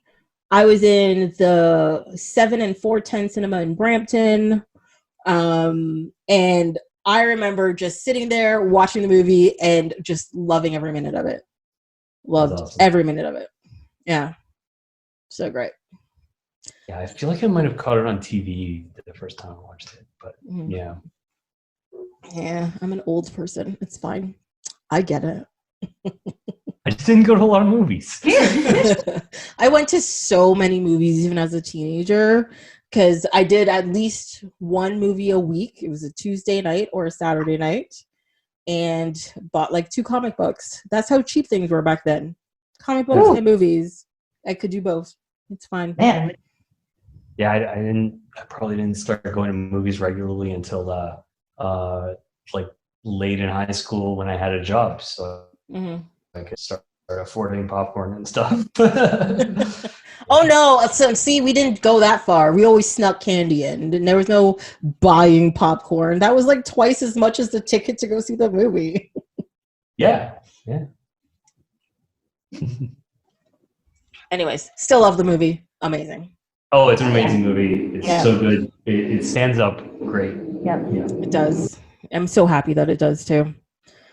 Yeah. So I guess we're gonna move on to Fight Club, which I believe is going to be instantly controversial, which it kind of is based on its content. But yeah, let's do this. Fight Club. Fight Club. Great. I don't even know where to start. Both of these movies were fun. Yeah. So I will give you an anecdote for this movie as well. I did not see this movie in the theater, even though I was of age to see it in the theater and everything. But I do remember it was probably around this time of year. I believe it was around Christmas. And I was in Sam the Record Man downtown buying some stuff. And there was display for Fight Club. And I was like, oh, yeah, I haven't seen this yet. And I bought it and I watched it. Loved it at the time. Like crazy loved it. Found out it was based on a book. Bought the book. Read the book. Loved it. It's one of the few book to film things that are on par with each other. Like I think both of them are equally good and amazing in the way they tell their story and the way they describe things and the way things come across, where there are definitely like a few minor changes from the book to the film, but it's actually relatively like the same storyline, same beats and everything in there. And but it's awesome. But watching it this time, I must admit I was a little, how can I say, bored at times, but I am still incredibly fascinated at the way Fincher put the story together visually, not just from the fact like one of the reasons why films from books do so badly is because it's very hard for people to interpret parts of it in a real way, especially when it's so cerebral like this is, because most of this is, a lot of it takes place in the narrator's like head and the back and forth and all that kind of stuff. And it still fascinates me how Fincher was able to take that from the page and make it so real without losing the like intent or like meaning behind it. So yeah, that's what I have to say about it right now. But there was a bunch of gas from Leah just now, so. Yes! I was scandalized that look, I can understand finding the movie boring if you've seen it nearly as many times as I've seen it. I can definitely understand that. But I think I have a hard time talking critically about this movie because, as you know, I feel really strongly that the things that you love when you're a teenager are the things that you for the rest of your life, because you don't love anything that same way. And this stupid movie just wormed itself directly under my fingernails and like in my like tiny, edgy teenager, black heart, and it was just like, no, we love it forever now, and so stuck with this dog forever. Yeah. Similarly, I watched it when I was a faux angsty. I mean, I don't know. The angst was probably real, but there was no reason for it. Like kid, and it just like it connected with me. But like, it also is a really fantastic movie that has layers that, like, every time I watch it, I'm in a different place and I get something different out of it. Like, I think it's got a lot to it, and it's really well acted and well directed. Fincher just being like, being Fincher, and it's just like, it's a cool story. It's about things that I think are kind of universal in terms of the emotions and the like lack of direction and things. I don't know. Now let me clarify something. I don't find the movie boring. That's not what I was getting. There are points in the movie where I found myself bored. It's very different. Overall, I don't think the movie's boring. No, I would never say that. Like, there's too much in it, and there's too much to dissect in it and all there for that. But there are definitely points in it now where I'm just like, oh my God, really? Okay, yes. Because there's even like the scenes where, like, like Tyler Durden's in the basement and he's like, you are not your blah blah blah, you're not this, you're not that, you're the all-seeing crap of the world or whatever, and I'm just like, that was not necessary. Can we just, let's keep going, we get it, let's go. So there's parts like that where I'm like, now you're just sort of like, you're just full of yourself on those scenes, like it's just extra. But yeah, no, like I don't find the movie boring is all I wanted to say. It's not boring. There's a lot going on in this movie. Can I ask, I want to take a detour. Mike, did you watch this movie in a theater? I don't think so. Okay. Yeah. Tracy, when you watched this movie, you said you were in a theater. When do you remember the moment that you put together the twist? No, Fight Club I didn't see in the theater. Okay. No. Fifth Element I saw in the theater. Fight Club I did not. I bought this at Sandal Record Man, and I watched it at home the first time. Yeah. Right. All my gasping clearly starved my brain of oxygen. I forgot what you just said. It's okay. Do both of you remember the twist hitting you? Yeah. Yes. Yeah. Well, because that's one of the reasons why, like, I think I loved this movie so much, is that the twist was so perfectly well hidden in it the first time you watch it that, like, at the end you're just like, wait, what? And then, but even after, I've probably watched this movie maybe 50 times or so, but still every time I watch it and you're looking for the clues, because there are clues throughout the whole movie that indicate this, like even from the moment Tyler Durden's created, it's in there. And but even despite the clues being in there and you know where the twist is coming, when you hit the twist you're still like, oh yeah, that's right, okay, I knew this, okay, yeah, it's just so well done. Yeah. I remember when I was growing up that the crying game was a big deal when I was like a really little kid, and I don't think I fully like grasped what the twist was, the severity of the twist and how badly that would mess with grown-ups.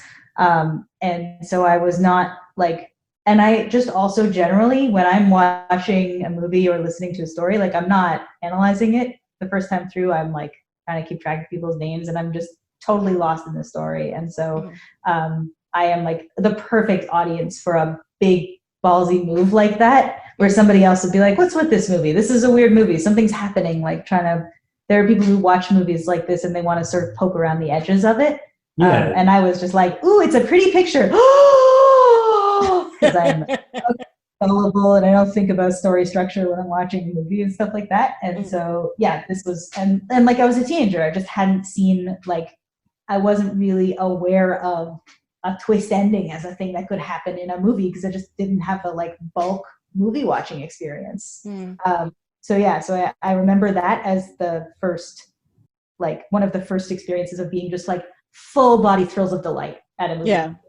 Oh, somebody thought about it and did a really well crafted thing just to surprise me. I feel so special as a person watching the movie. Yeah, and then like as a teenager or whatever, like learning that not just the clues are in there, but like the single frames of Tyler Durden, like it was one of the early movies that for me was like, oh, you can pull it apart and it will stand up to that kind of scrutiny. So like, again, with your like point about like the movies that you love when you're a teenager, or like whatever media you love as a teenager will like get stuck in with you, or whatever age it happens to be. Like obviously I'm using teenager as a shorthand for like that kind of weird emotional soup that we emerge of as humans. But it's like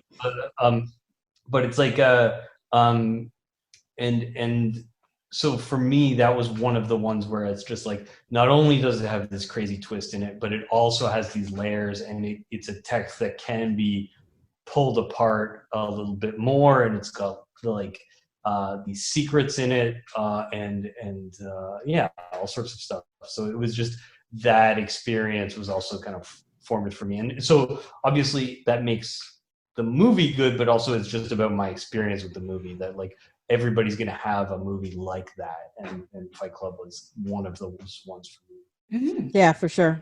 Mm-hmm. Yeah, I don't even know what to say about it, because it's just so, I don't even know how to explain it at this point in time. And it's just like, Fincher understands how to use the medium that he's using to tell his story.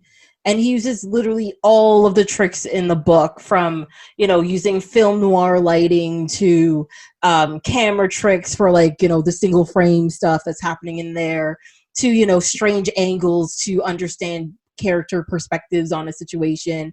Because like, for example, like all the scenes that Marla's in where he's talking to the narrator, but Tyler's off screen telling him not to do something, the camera angle is skewed, which I find really interesting, but I think it's supposed to really show how like, something's not right here, not just overall. And then even with like he's very good at utilizing his background, because one of the things I didn't really notice before for some reason was the whole Jared Leto character in there. Because, there's the day he's like, I want to destroy something beautiful. Mm-hmm. But I didn't realize how many scenes that character was in before you're actually introduced to him, if you know what I mean. Because he is in the Fight Club crowd in like the back in like 10 scenes before you're even like, here's a character, like this is a dude. If you're looking for him, you can spot him quite easily because he's got that shock of like bleach blonde hair. But it's like, he's just one of the crowd, and then suddenly he gets picked out for this one scene. Yeah. And then it's really funny how the narrator's like childish emotion, like, no, Tyler Durden's my friend. He can't have another friend, so I'm going to destroy this other friend, so Tyler Durden only likes me. And you're just like, that's so childish and it's so selfish, but you're just like, yeah, I get it. Because if somebody called my best friend their best friend, I'd be like, you're going down. Like, this is it, It's mine. Yeah. Especially when we know that Tyler Durden has specifically been created in his brain to be his friend, right? Like, it's not even just that he's another human being who it's like toxic, but there's this impulse to, have them all to myself. But like literally, that's the whole reason that this alternate personality exists, is so that I can have somebody that's mine, and you're taking away from me. Like, how dare that personality? I lose control of that personality that I have created because I need, and it's not giving me the things that I need because the things that I need are contradictory. Each other, yeah. Yeah. So my question, so Tyler Durden appears as soon as Marla appears in the storyline because, the narrator isn't sleeping. And I keep calling the narrator because he literally doesn't have a name. Jack. Sorry? Call him Jack. You want to call him Jack? Yeah, I am Jack's colon. Yeah, I've referred to invariably as the narrator and Jack. Okay. But I do like the narrator. I think it's appropriate. Yeah. Yeah, because within the movie, he's actually listed as the narrator and like the credits and stuff. And even in the book, he doesn't have a name. But I'm assuming all the weird stuff in that house is things he was doing in the night when he couldn't sleep anyway. So that's fine. But like, why? So like, I know most of the movie is about understanding or trying to understand or impose what their definition of masculinity or being a man is. But why do you think that Marla is the one who really triggers the made up friend that is Tyler Durden? Like, why do you think she is the trigger? I've got some theories on this, but I want to throw to Leah first because I think that she might have an answer. So I feel like the narrator is fundamentally, we're looking at somebody who is, he says, I'm a 30-year-old boy. We know that his connection to his parents is pretty tenuous. He doesn't have a community supporting him. He talks about how he's really, he feels like he's hollow and he fills this, this space inside him with the IKEA catalog, and he's not a fully formed adult who is ready to be in relationship to other adults. He's got this job where he purposely isolates himself. He isn't ready for friendship, as we can see, because he's not ready to share another human being or to hear them speak to listen to them instead of waiting for his turn to speak. He is not at a point where he feels comfortable enough about who he is and where his boundaries are, like in a really fundamental kind of childhood level way. And, I'm talking about this from a layperson's perspective, but like clearly he's easily threatened. He is like, he doesn't know where he can sort of like give and take and be in a healthy relationship with a person where he has to be vulnerable. That's clearly a huge problem for him. Yeah. And so the threat of Marla, who can see him when he's vulnerable and has these, she's got her own issues, but she has these boundaries. She's able to be in a relationship with another person. In the book, she's got this like comic string of ex-boyfriends. And so we know that she's tried like dating before. And so we get a little bit more from her, where there's, I think, more of the manic pixie dream girl thing that comes in just because there's a lot to get through in this movie and we can't explore her backstory quite the same way. But I think that the reason that we see Tyler emerge when Marla emerges is because even the notion of whether or not he recognizes that he might be attracted to Marla, or just the notion of like, here is somebody who could potentially see me as a human being, who I might need to be like vulnerable and honest with, even enough to have like a passing friendship, is so terrifying that he completely goes the other way for control. So, this is part of why I think about well, let's pause here. I have a lot more to say, but fundamentally, this is what I'm thinking. Okay, so yeah, because I was thinking, because based on like what you're saying, like his lack of emotion, his lack of his ability to just truthfully connect with other people, and when he meets Marla, his subconscious like, she's hot, but his front brain's just like, she's ruining everything, now I can't sleep. So he's being just an asshole, but he's like, I want her and I want someone for myself, but I can't have it. So then he creates somebody for himself, right? Explore being in a relationship, and I just mean like, even like I said, like a passing acquaintanceship, but he can explore being in this friendship with Tyler the same way that kids have imaginary friends to talk to and to explore the idea of talking to somebody else. Like, he has more freedom there.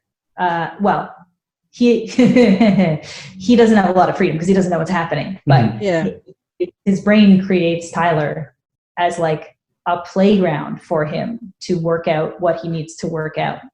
Yeah, well, and I think also that there's like the mixture of his attraction to Marla with his inadequacy as a human being. So even if like he doesn't recognize that he's emotionally incapable of having a relationship, he probably recognizes that he's incapable of attracting a woman in any kind of sexual way. So if he's attracted to her, he's like, I'm going to create like an alternate version of myself that's attractive, that's Brad fucking Pitt, who can attract that. And then also simultaneously, like, he hates that he is attracted to her because he hates women. And so he like needs to externalize that. He can't admit that he is actually in any way attracted to her. And so when we see the relationship that Tyler forms with Marla, we see it as entirely sexual because he literally won't talk to her when they're not having sex, right? Like Tyler can't talk to her. Get her out of here. Right. Like in the same, like, they, even before we know that it's all in his head and he's just swapping personalities, he's saying he's replicating his parents' relationship. He is the go-between when his father and his mother couldn't talk to each other, right? Like, it's I don't know. That's my, like, whatever extra wrinkle on all the stuff that you said about the creation of the kind of play personality that needs to explore. No, I think I agree with all of that. I mean, most people when they get older, they replicate relationships they knew when they were growing up, whether it's functional or dysfunctional, because that's what they know as that kind of relationship, right? And until he's able to break out of, his relationship with Tyler and realize, that kind of relationship is wrong or not functional, I should say. I mean, not wrong, but not functional. Is he able to admit to her that, you know what, you met me at a really weird time and we can, try to be quote unquote normal? And you're just like, okay, as literally the world crumbles around them. So it's so good.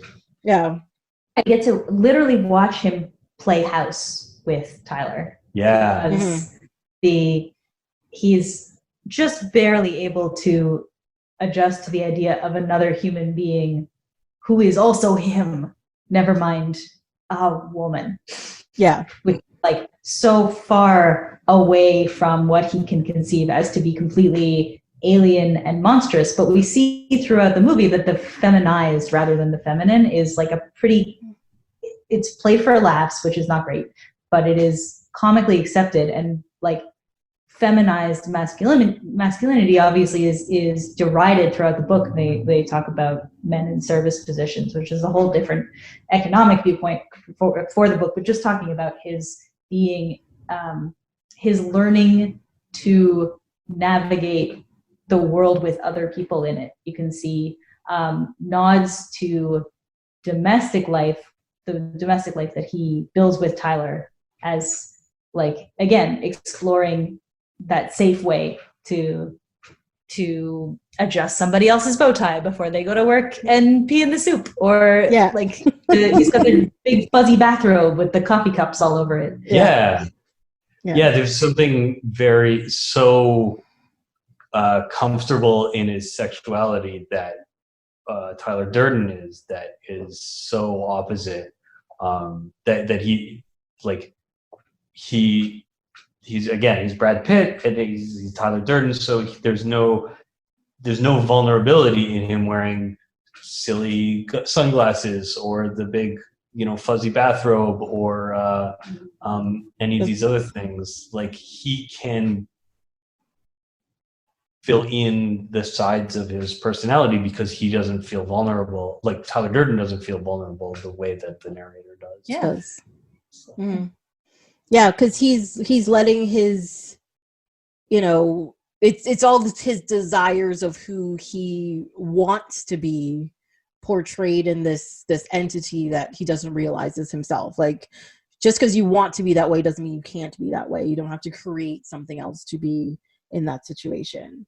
But I also always found it super hilariously hypocritical about the movie that, or maybe more tongue-in-cheek, that they actually hired Brad Pitt in 1999 to be this like uber against, this feminine or Hollywood standard of beauty, because at that point in time, he was the Hollywood standard of beauty. He was the one, in his underwear and shirtless on like the cover of a magazine. He was the one who was like the sexiest man alive. Like, he encapsulates everything.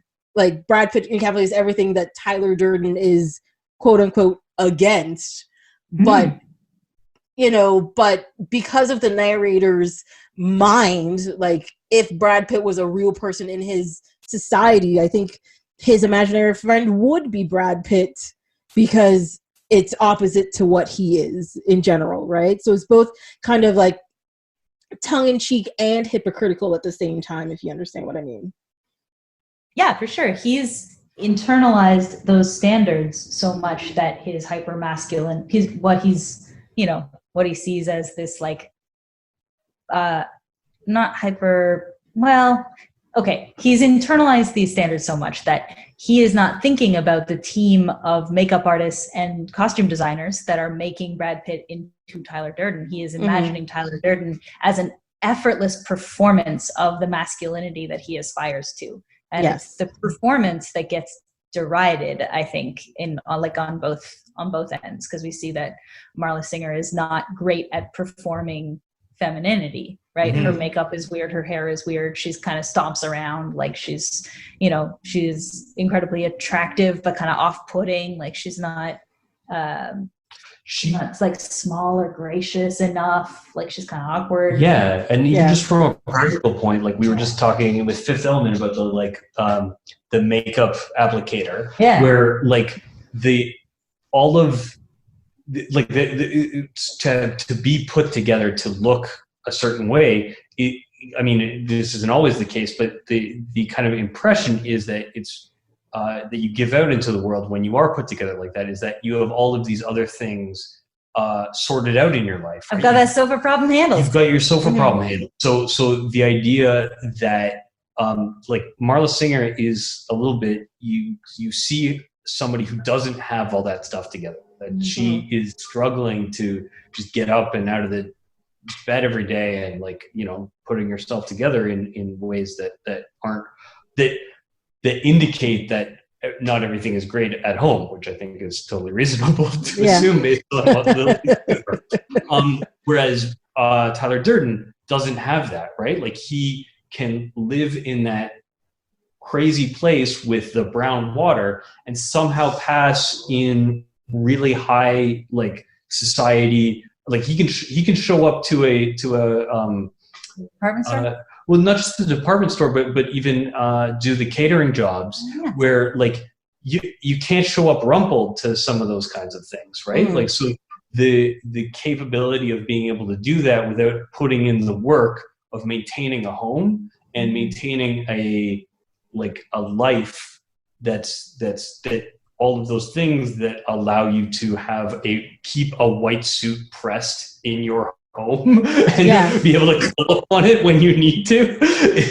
That's a really good point. I've watched this movie a lot and I've never thought about. Well, and there could be all sorts of ways around that. I mean, tons of people do that in real life all the time. But he wants to imagine a world where you don't have to do things like sweep or vacuum or call a plumber or do all the life maintenance things that allow you to present as capable in the world. He just wants somebody to be able to walk in and do that, and Tyler Durden can do that. Yeah, and I think the thing is with that character too is the fact that his want to be like this uber masculine, brawny man type figure leads him to believe that you don't need to do all of that stuff to be that figure. Like there's there's no reason for me to have to sweep. There's no reason for me to have to do dishes. There's no reason for me to know what a duvet is. Like there's nothing wrong with, I don't think it's unmasculine to know what a duvet is, but like for him, he considers that to be I don't even think he considers it to be feminine or anything. I think he just thinks it's not masculine to do all of this extra stuff. Like to do all the things you don't want to do is unmasculine. And for you to be a man, you should be able to do what you want to do. And for you to feel anything, you need to get the shit kicked out of you. And that's why he starts a Fight Club, because I think, pain is the thing that triggered actual emotions in him. And, like you have a lot of like those other movies who are just like, pain is the only time I feel alive. And I really think that's what's happening with his character in this, where, he starts a Fight Club because I want to feel something. Pain is a way to feel something that's definitive. Whereas like you're saying with like Marla and his interaction with like Tyler and all that kind of stuff, he doesn't know how to quantify or define what he's feeling with them. But pain, I'm like, no, that's pain. I hurt myself. I can define what this emotion is. Yeah. Or this. Yeah. And it leaves lasting marks. It starts reshaping himself and his interactions with the rest of the world. Like when we see him in the office and he's all beat up and, he's got the blood in the meeting on his teeth. Yeah. But also I want, like, I think you make a really, really good point there where, there's kind of two axes that we can look on this, where it's like his opinions on gender and like masculinity versus femininity, but there's also just the masculinity versus like nullification. Like there's two ways, right? Like it's not, a lot of the masculinity isn't necessarily, I think, directly opposed by femininity. It's literally just about either whatever you want it to be. It could be consumerism versus, so that's the duvet thing, right? You're not a man, you're a consumer, but also it's agency versus servitude. All of those things are like wrapped up in that masculinity that's not necessarily opposed to femininity.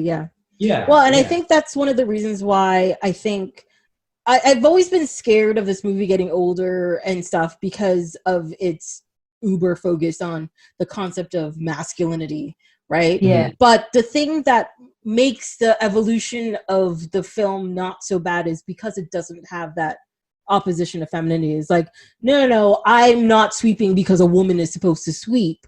They're like, I'm not sweeping because I'm a man. Those are actually two very different things, right? We're both sold on a fable that we need to sweep. Like, no, you idiots! Like, as I get older and more entrenched in my creature comforts, it is funnier and funnier that he's like, we all have to hit bottom, and then like I am increasingly the narrator, just like turning on the tap and like, oh, gross. Yeah, it's so true.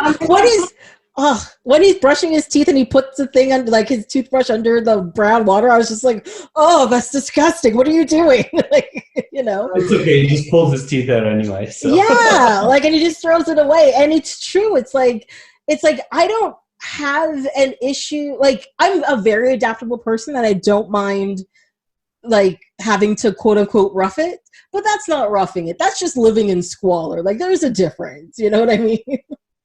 Explicitly a choice, right? Like he specifically says, I could be like talking with my insurance company. I could be living somewhere nice. I am choosing to live here because listening to Tyler Durden fuck is the only way I can get it up. I don't think he finishes that thought in the movie, but it's loud and clear. Yeah. It's so true. we know that he. Yeah, exactly. Yes. But it would be difficult for the two of them to have different sleeping arrangements. We exactly. learn later in the film, given their unique position between the two of them. But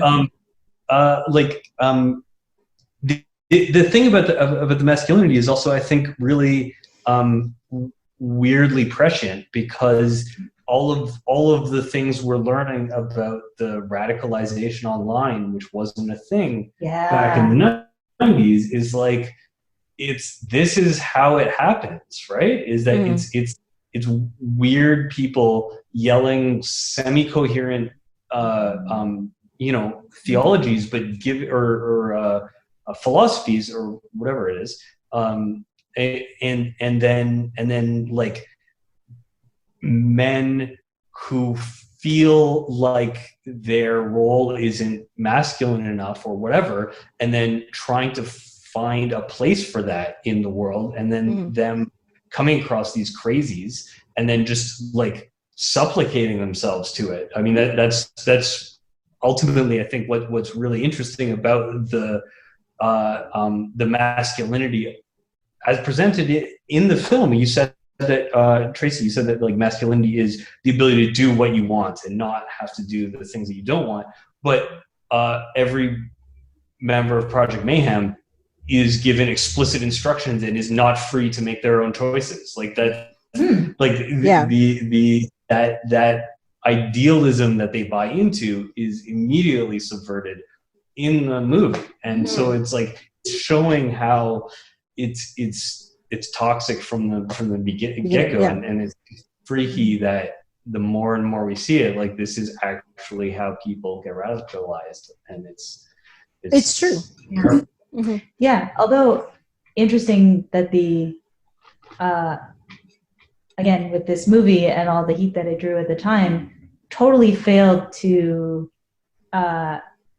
predict how big a role the hatred of women was going to play in that radicalization. Yeah. And I think, part of it is that Chuck Palahniuk is gay. So we should like recontextualize a little bit where that I don't think was part of the public discourse around this movie at the time, but it's already so dangerous for like the inner, again, all of the men in the movie have this need to both emancipate themselves from what they feel is like an unjust, like enslavement by commercial culture or whatever, but then also just to like follow the first guy with a missing tooth and a black eye. Yeah. Yeah. What's so funny about that is that like the whole movie is not following this consumer culture, but they do turn into a cult. So you're following the rule of this other person who's still telling you what to do, and you're blindly following it, like you mentioned, Mike. And it's just kind of like you're envelopes with homework. Yeah, And I just think it's really like so funny, but also to your point, Leah, where we didn't understand the hatred of women would lead so much into like this kind of thing where when people who are radicalized or people are like, oh no, I'm a man's man, and chicks are pussies and bitches and all that kind of nonsense, like, and they quote movies like Fight Club, and they point fingers and stuff like this. And whether or not Chuck Palahniuk is gay, it doesn't matter when they're talking about it. They're talking about like the content of the film and the character they're perceiving. But if they should be quoting it, because there is no actual hatred of women in this, and there's no hatred towards a specific person or like ideal. It's more about like not buying into things, but they end up buying into something, right? But that's the thing that confuses me the most about a lot of those people that are these like weird radical people, because there's there's this whole movement with like the Trump campaign, people who follow Trump and stuff, and they're just like Homelander from The Boys is like, that's what America is, and you're like, but that's the bad guy, so what you're saying is not actually helping your cause, you're making it worse. And I think the ideal idolization of Tyler Durden in this movie means that people aren't actually getting the point of the movie. It's like, he's not a person to idolize. He doesn't exist, you know? Yeah. So, yeah. And like, to be perfectly honest, like when I first watched it, I was exactly that. I was like, oh yeah, consumer culture is bad. Tyler Durden, great. Yeah. Like, but that's also like, that's part of the appeal is knowing that it is so seductive that you turn off the more critical parts of your brain to think about that, and because it sounds right, because it feels right, it makes you feel better about the things that you don't like about yourself. It gives you a way to externalize it, even if you're not creating your own Tyler Durden. You're creating a version of yourself that doesn't feel so weak or incapable or just like put upon. I don't know. Well, the first thing you've got to do is withstand your 3 days of criticism. Yeah. Right. First thing a cult does, break you down that way. Yep. I did think it was really interesting to come back to this movie. It's been a few years since my last rewatch, and I was a little bit, again, apprehensive. Me too. Yeah. As I continue to try to grow and learn, I get, I worry that I'm going to have to leave this movie behind. So far, so good. There's still stuff in there I can love. Yeah. But yeah, it is, again, as I get older, also I am more and more the narrator. I'm just like, he is a human being, and you're not going to bury him in the garden. Yeah. And that scene especially is so much faster than I remembered it being. The tip over from Meatloaf hitting the table like that, which is, he's only been in a couple of movies, and he's dead on the table in 2 of them. But he's, and the way that the guys crowd around and just immediately get everything wrong, interpret everything wrong. I understand. In Death, a member of Project Mayhem has a name, and then they start chanting his name as Robert Paulson. Like, they're such idiots. Yeah. A lot more for laughs than I remember as a teenage edgelord seeing this movie the first time and just being like, oh, they're really building a revolution. Like, no, they're just a bunch of Yeah. It's really the space monkey thing takes on different meaning every time I watch it. But it's like, oh, they're dumb. Yeah. They're just flinging poop.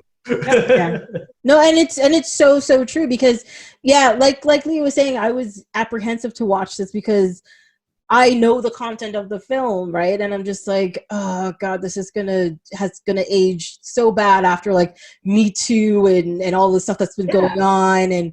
But then you watch it, and then this is when I realized, I'm like, no, it's not about masculinity versus femininity. It's about just masculinity itself. It doesn't go against anything, and so it's making the aging process of the film much more interesting. But the ideas of masculinity in this is, to be a man, you have to be beat up. Like, I don't think that's necessary. Like, I don't think to be a man you have to have pain, whether mental or physical, or you don't have to have bruises or scars or, just like destroy yourself to be a man.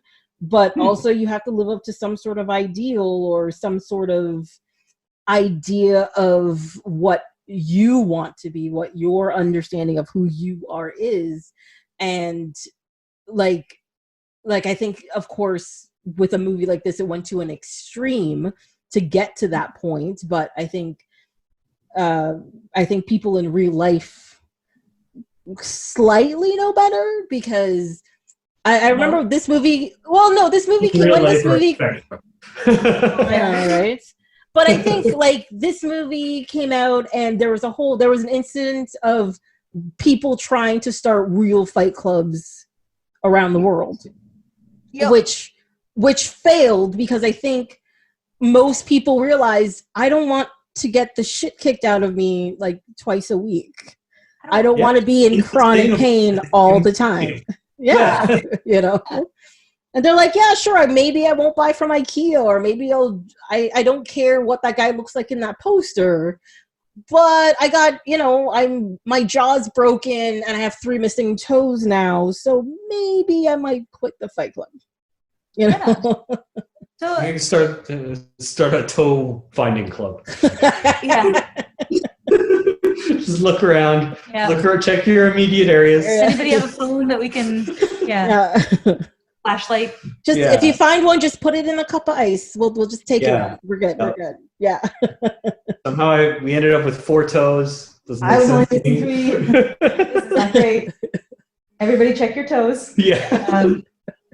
So I did want to just explore one thing about this is because, like you said, I totally agree. I don't think it's masculinity versus femininity. I think it's masculinity versus what the movie might perceive as like a forced feminization or servitude as part of engaging with commercial culture. Part of being a man is, as we see in the car scene with Project Mayhem, when he says, "What's the one thing that you wish that you'd done before you died?" And their answers are like very honest. Build a house, paint a self-portrait. Paint a self-portrait is not a traditionally hyper masculine, really ideal, right? It's not like break a dozen noses or like break my nose a dozen times, which I don't recommend. But no, paint a self-portrait is an artistic pursuit. It can be a gentle thing, even a creative, self-exploratory thing. It's not about building it's not about tearing yourself down. It's about finding who you are, and granting people the space to explore. Building a house is a really creative, productive, protective thing that you're providing shelter, you're creating something with your hands.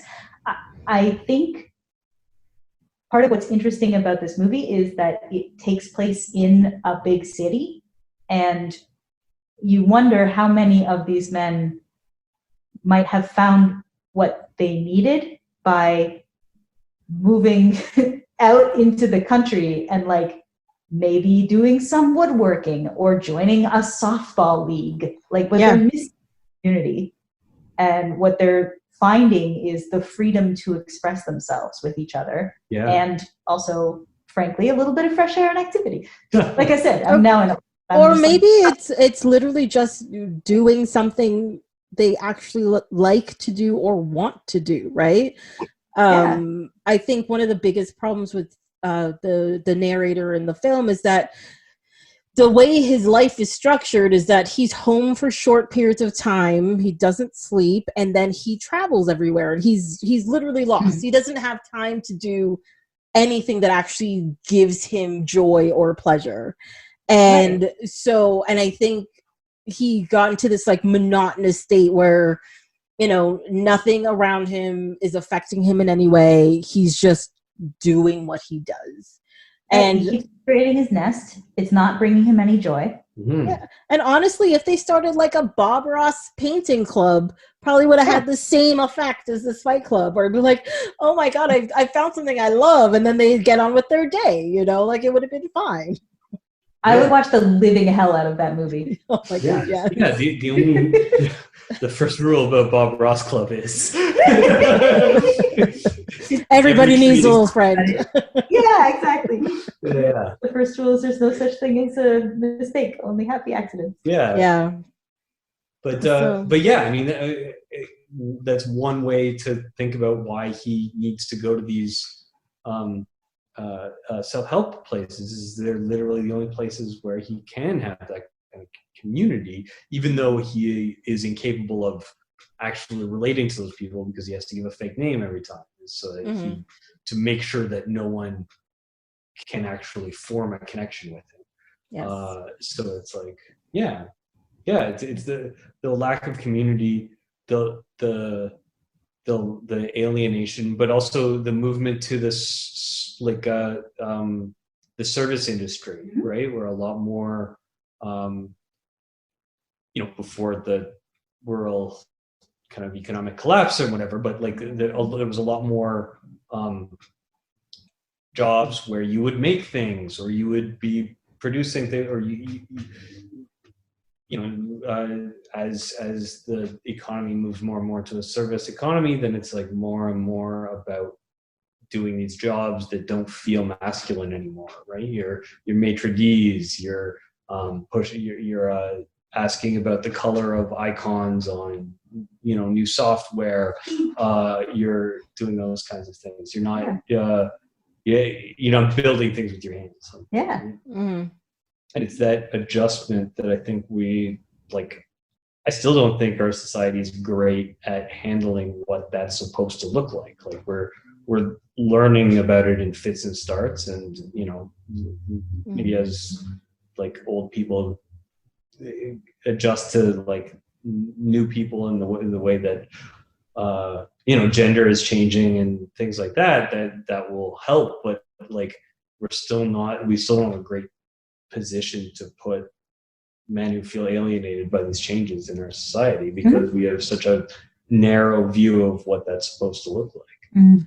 But I also think too, it's not just the idea of femininity or masculinity or gender in general that alienates people. I think it's the advancement or change in anything like technology or like your city around you, like, you lived in a small town, but now the city's encroaching on your town, and how to, navigate new people or new spaces, or, you have to get a new car, or, you can't do the thing you used to do, or anything. And there are always going to be people who are like stuck, I want to say, where they're like, no, this is how it's always been done. This is how it's continued to be done. And they are not going to want to evolve or change, because evolving or changing is too hard or too much effort, right? Yeah, like right now people are saying, well, what if Joe Biden wipes out student debt? I paid my student debt, so that's not fair. Yeah. Right? Yeah. Just talking about wiping out debt, which is what they do in the movie, is like, how would I adjust to that?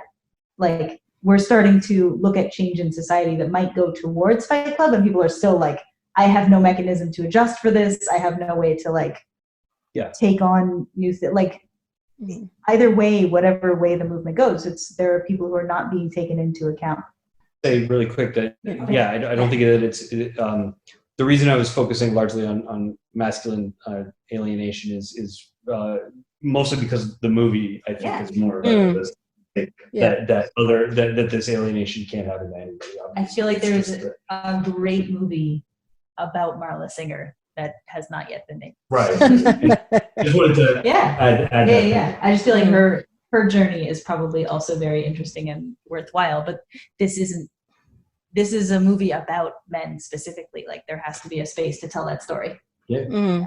Well, I will admit there has been a comic book series called Fight Club 2, which is a continuation of the story. I read that existed and did not care for what the summary that I looked up. Apparently, Polinick is involved, which is at least something, but... I mean, I think I have like 6 or 7 issues, and I've read 3 of them because I was kind of just like, But it really has a lot to do with like what we were talking about in like Fifth Element and in this movie, where they've had this harrowing experience, so now they're quote unquote in love, but they don't know each other at all, right? And the series continues with, you find out that they got married at some point. They live in the house, the Paper Street house, but they've made it, like, they've upgraded it, did renovations and all kinds of stuff. Made it so that human beings could live there. Exactly. They've had a child together, but their life has become so boring and so full of, all of the issues that they had before they got together. So, like, the narrator is just like, I'm back to picking things out of a catalog. I'm back to everyday life, going to work and from work. Like, nothing interesting is happening. Marla's bored. And so, of course, Tyler manifests again, right? That's as far as they got. It was blowing my mind right now. This is a real thing? This is a real thing, yes. Okay, please continue. You said you had 6 issues, but you've only read 3 of them. Was that on purpose, or? At first it was not on purpose, but then after I read the 3rd book, I was just like, yeah, I'm good. It just wasn't really doing anything new. Maybe I hadn't read far enough. I don't know. But it was really just kind of rehashing what was going on in Fight Club, except Marla knew about the narrator's split personalities. That's it. And he's like on drugs to suppress Tyler and all this kind of nonsense. Well, because I mean, if you read the book, you'll know at the end of the book he's in an institution at the end of the book, which they leave out in this. And this book series goes from the book version, not the movie version. So he's been institutionalized and all that kind of stuff. Yeah. I have to say another choice that really, really improves the movie, because that ending is perfect for the book. The movie ending. Yeah. Yeah, I think if they included that in the movie, you'd have been like, oh, this is stupid. But in the book, like, you read it and he's like, I think he wakes up and he's like, he thinks he's in front of God because everybody around him is in white and the sun is streaming through. And then he realized, oh no, he's in a therapist or like office and the angels are orderlies dragging him through the hallway and whatever. But yeah, it's definitely interesting. But if you want to borrow those, I'll lend them to you. The ones that I have, at least. Super do. Oh my God. Yeah. Okay. I am car wreck enthralled. I can't look away. I think there might be a 3 as well. I saw. Do we think the kid has a 3? Oh yeah, I know there's something up with the kid too in the books, but I didn't read that far into it, like I said. But I wasn't sure if again or whatever it's called, the Frank Miller's return to that particular thing. I don't need Fight Club. Anyway. No. I need it. Yeah. I need it in my perfect little bubble there. I got my Fight Club problem solved. Yeah. No, it's true. Like no matter how good some stories are, people are just like, oh, I need to know more. And I'm like, honestly, I don't. People are like, oh, we need a Ferris Bueller 2. I'm like, we do not. Or we need even like the Bill and Ted thing. Like they made a third movie like 25 years later. And you're like, I haven't even watched it. But also I don't want to watch it, whether it's good or bad, because I'm like, it's so unnecessary. You know what I mean? Like it was good the way it was and how it was put together. Just leave it alone. Yeah, I mean, stuff like that. Yeah. It depends, and it depends on story by story, and it depends on what you wanted to do with that story. Yeah. I mean, Fury Road is always a wonderful example of that. You don't like that, but it's like just turning to stories where you're doing something new with it, or something. But that doesn't sound like what's happening with Fight Club 2. Yeah. Well, and I think that's the biggest problem is a lot of the people who do sequels to stuff are just like, they're like, oh, the first one made money, we should make another one. But there's no point to the second movie. It doesn't matter. Just do the same thing again. You're like, that's a waste of time. And it's not. Right.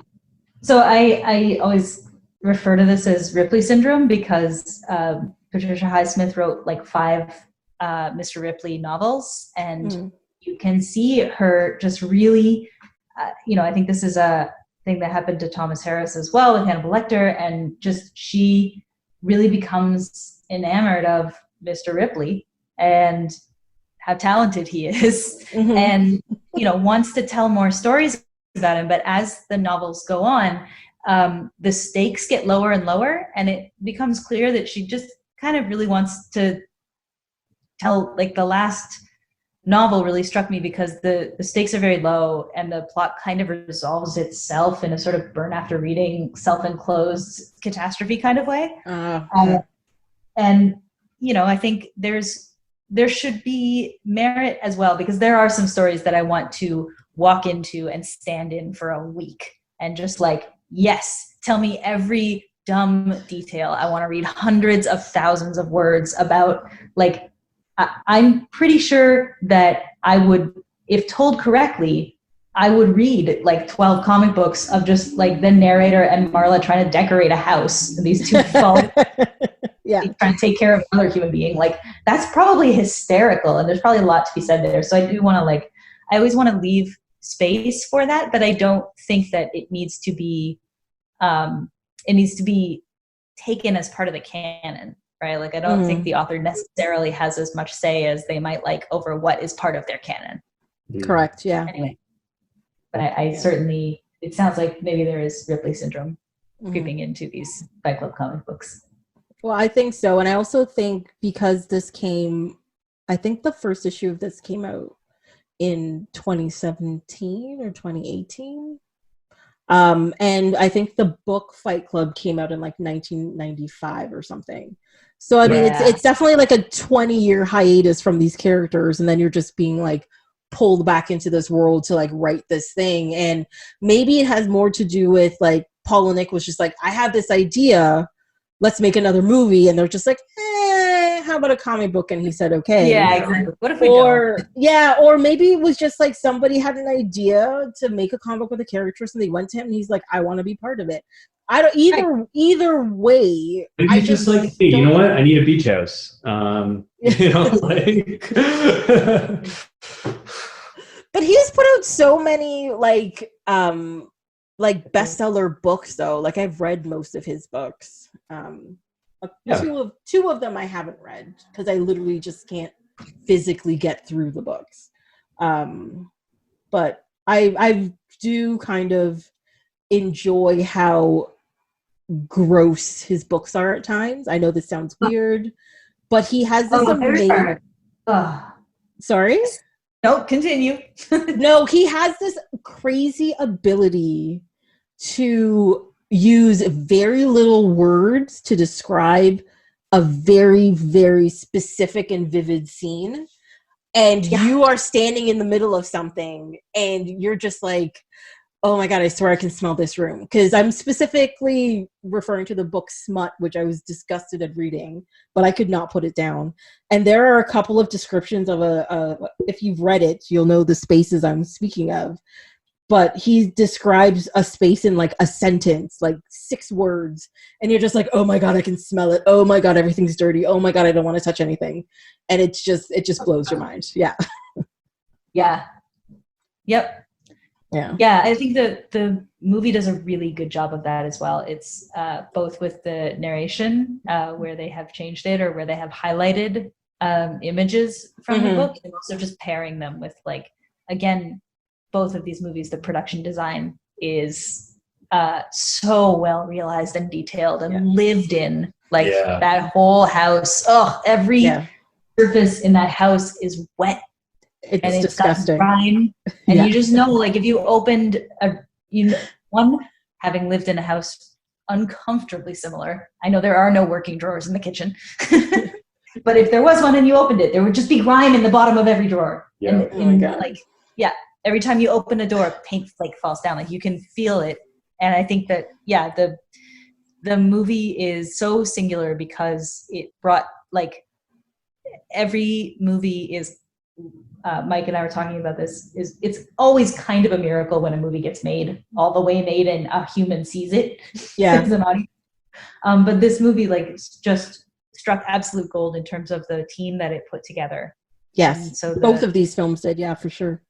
Yeah, the lighting, the music, the set design, the props, like, everything is so detailed that it does the same job of conveying a deep, rich, striking, often really gross image. Yeah, I do have one comment to make that's a little bit of a tangent that actually has nothing to do with the movie, but the fact that a TV show has ruined that house for me, because I get very silly thoughts about it when I see it. So in Venture Brothers, in the last season, the Monarch and what is it, number 21,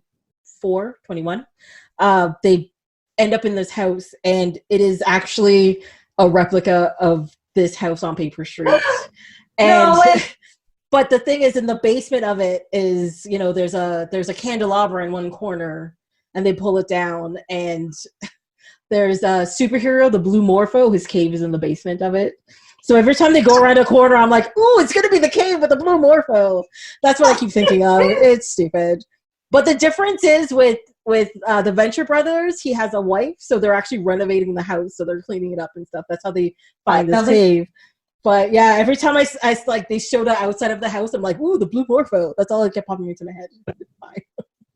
That's great. No, I'm okay. This is full of just bunk beds and bathtubs full of dynamite. Yep. Exactly. So great. That's what you're supposed to have in the basement. The drainage issue. Yikes. It's like knee-deep water. Yep. Yeah. That's true. Like, how did those bunk beds work, like, in the basement there, if it ever rained while they were sleeping? Presumably it stopped flooding at some point. Yeah. Yeah, that would be fixable. Fingers crossed. Also, I yelled... I yelled, "Oh my God, star 69" when the other phone rang back.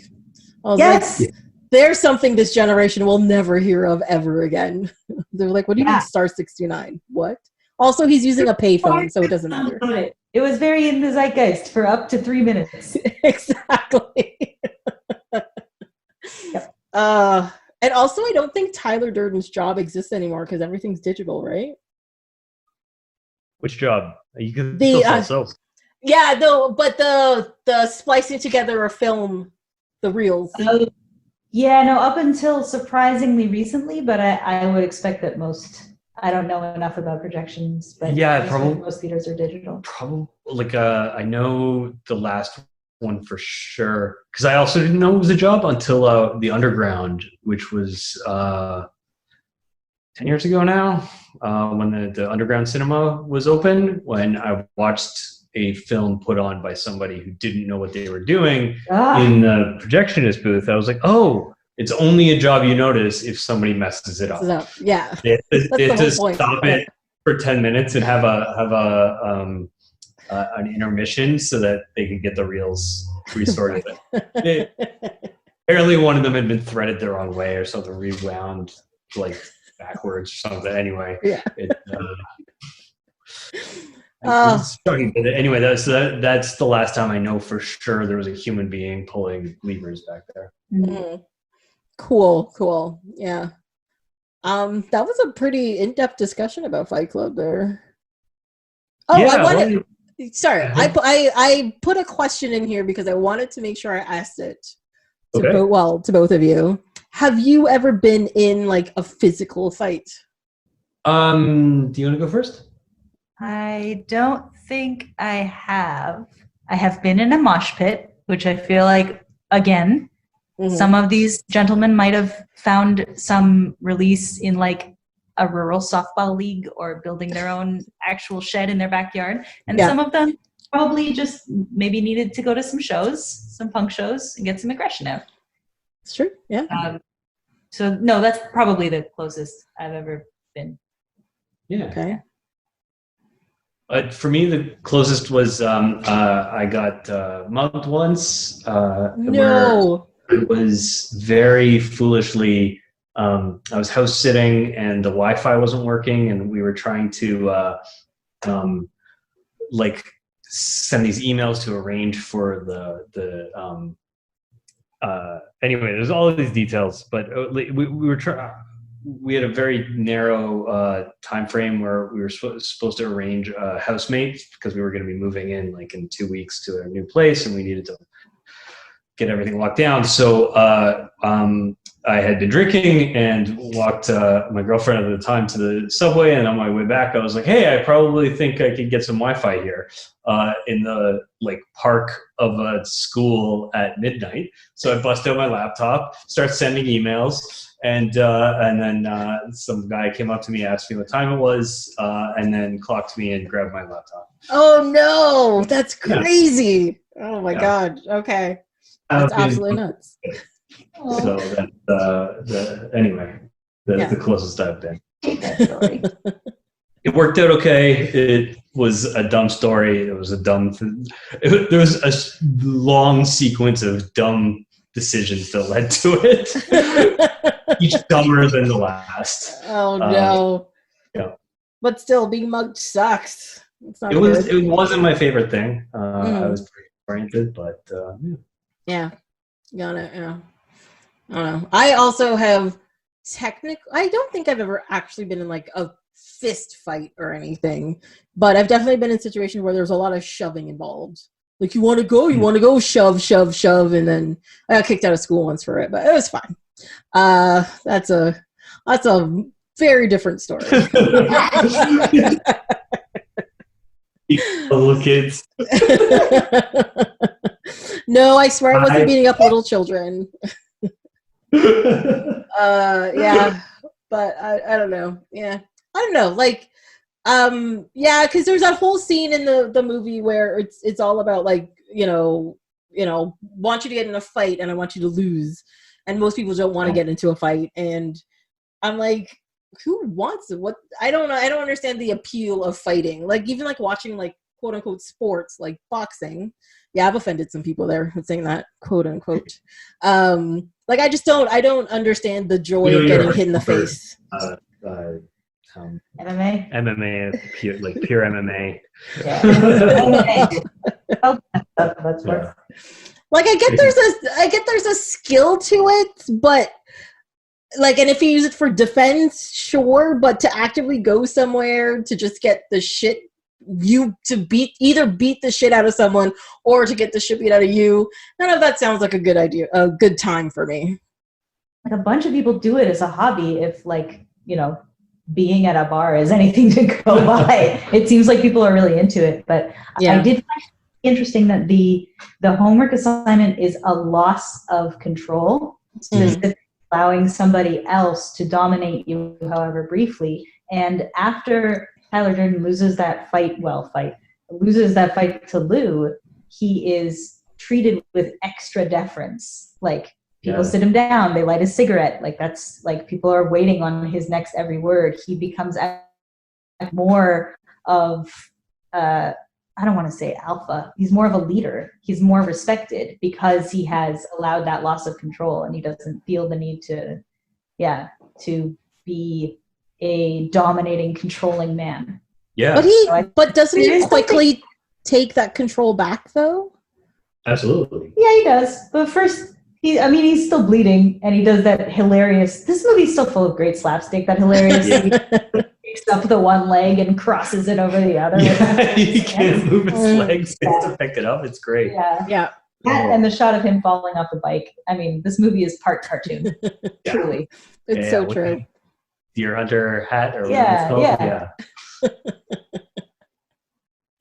Yeah. There's definitely great things in this movie still, and definitely think that people should give it a watch. Or rewatch. It's a good time. Yeah. Any last thoughts on oh wait, no, I do have one last thing. I was looking for a connection between Fifth Element and Fight Club, and I found it.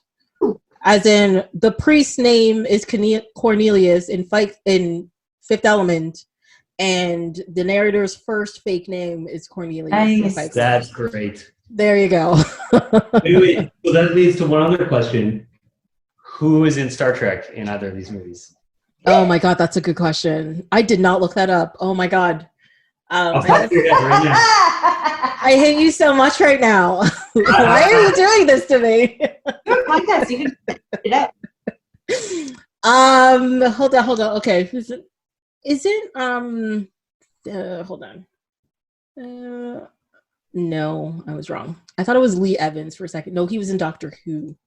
Little known fact, Brad Pitt played Bosun Jenkins in the pilot of TNG. I feel like that's not true. I'm sorry, what? What? Oh my God. Don't tell me these things. Now I got to do research to find out. And is this true? Is this fake? What's happening? Probably not true. I'm pretty sure Bosun is not a rank in Star Trek. Oh my God. Is it not about space pirates? I've never seen. I don't watch a lot of Star Trek. I watch way too much Star Trek. That's my biggest problem. Do pirates have ranks? I have follow-up questions. All right, never mind.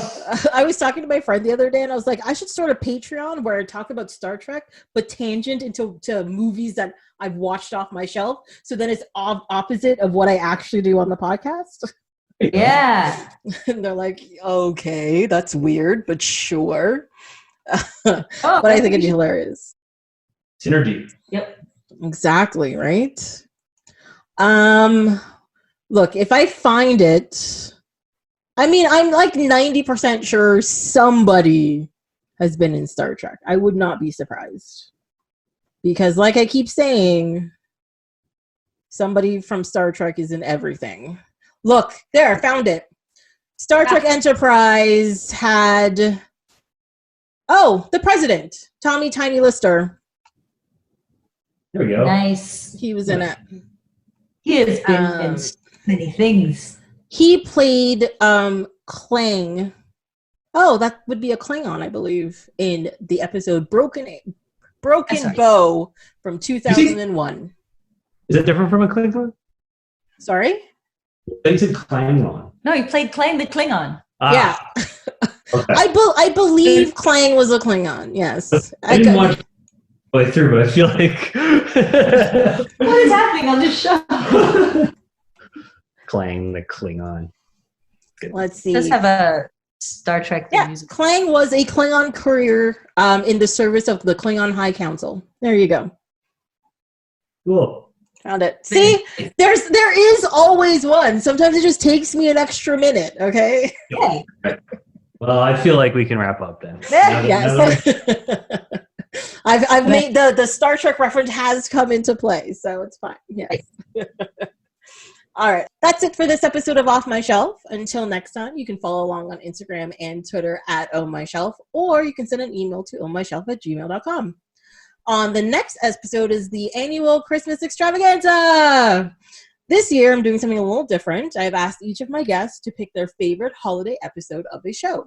We'll be talking about their selections, some holiday fun, and generally having a great time. I'll be posting the list soon, so look out for that. Hope you'll be here to listen.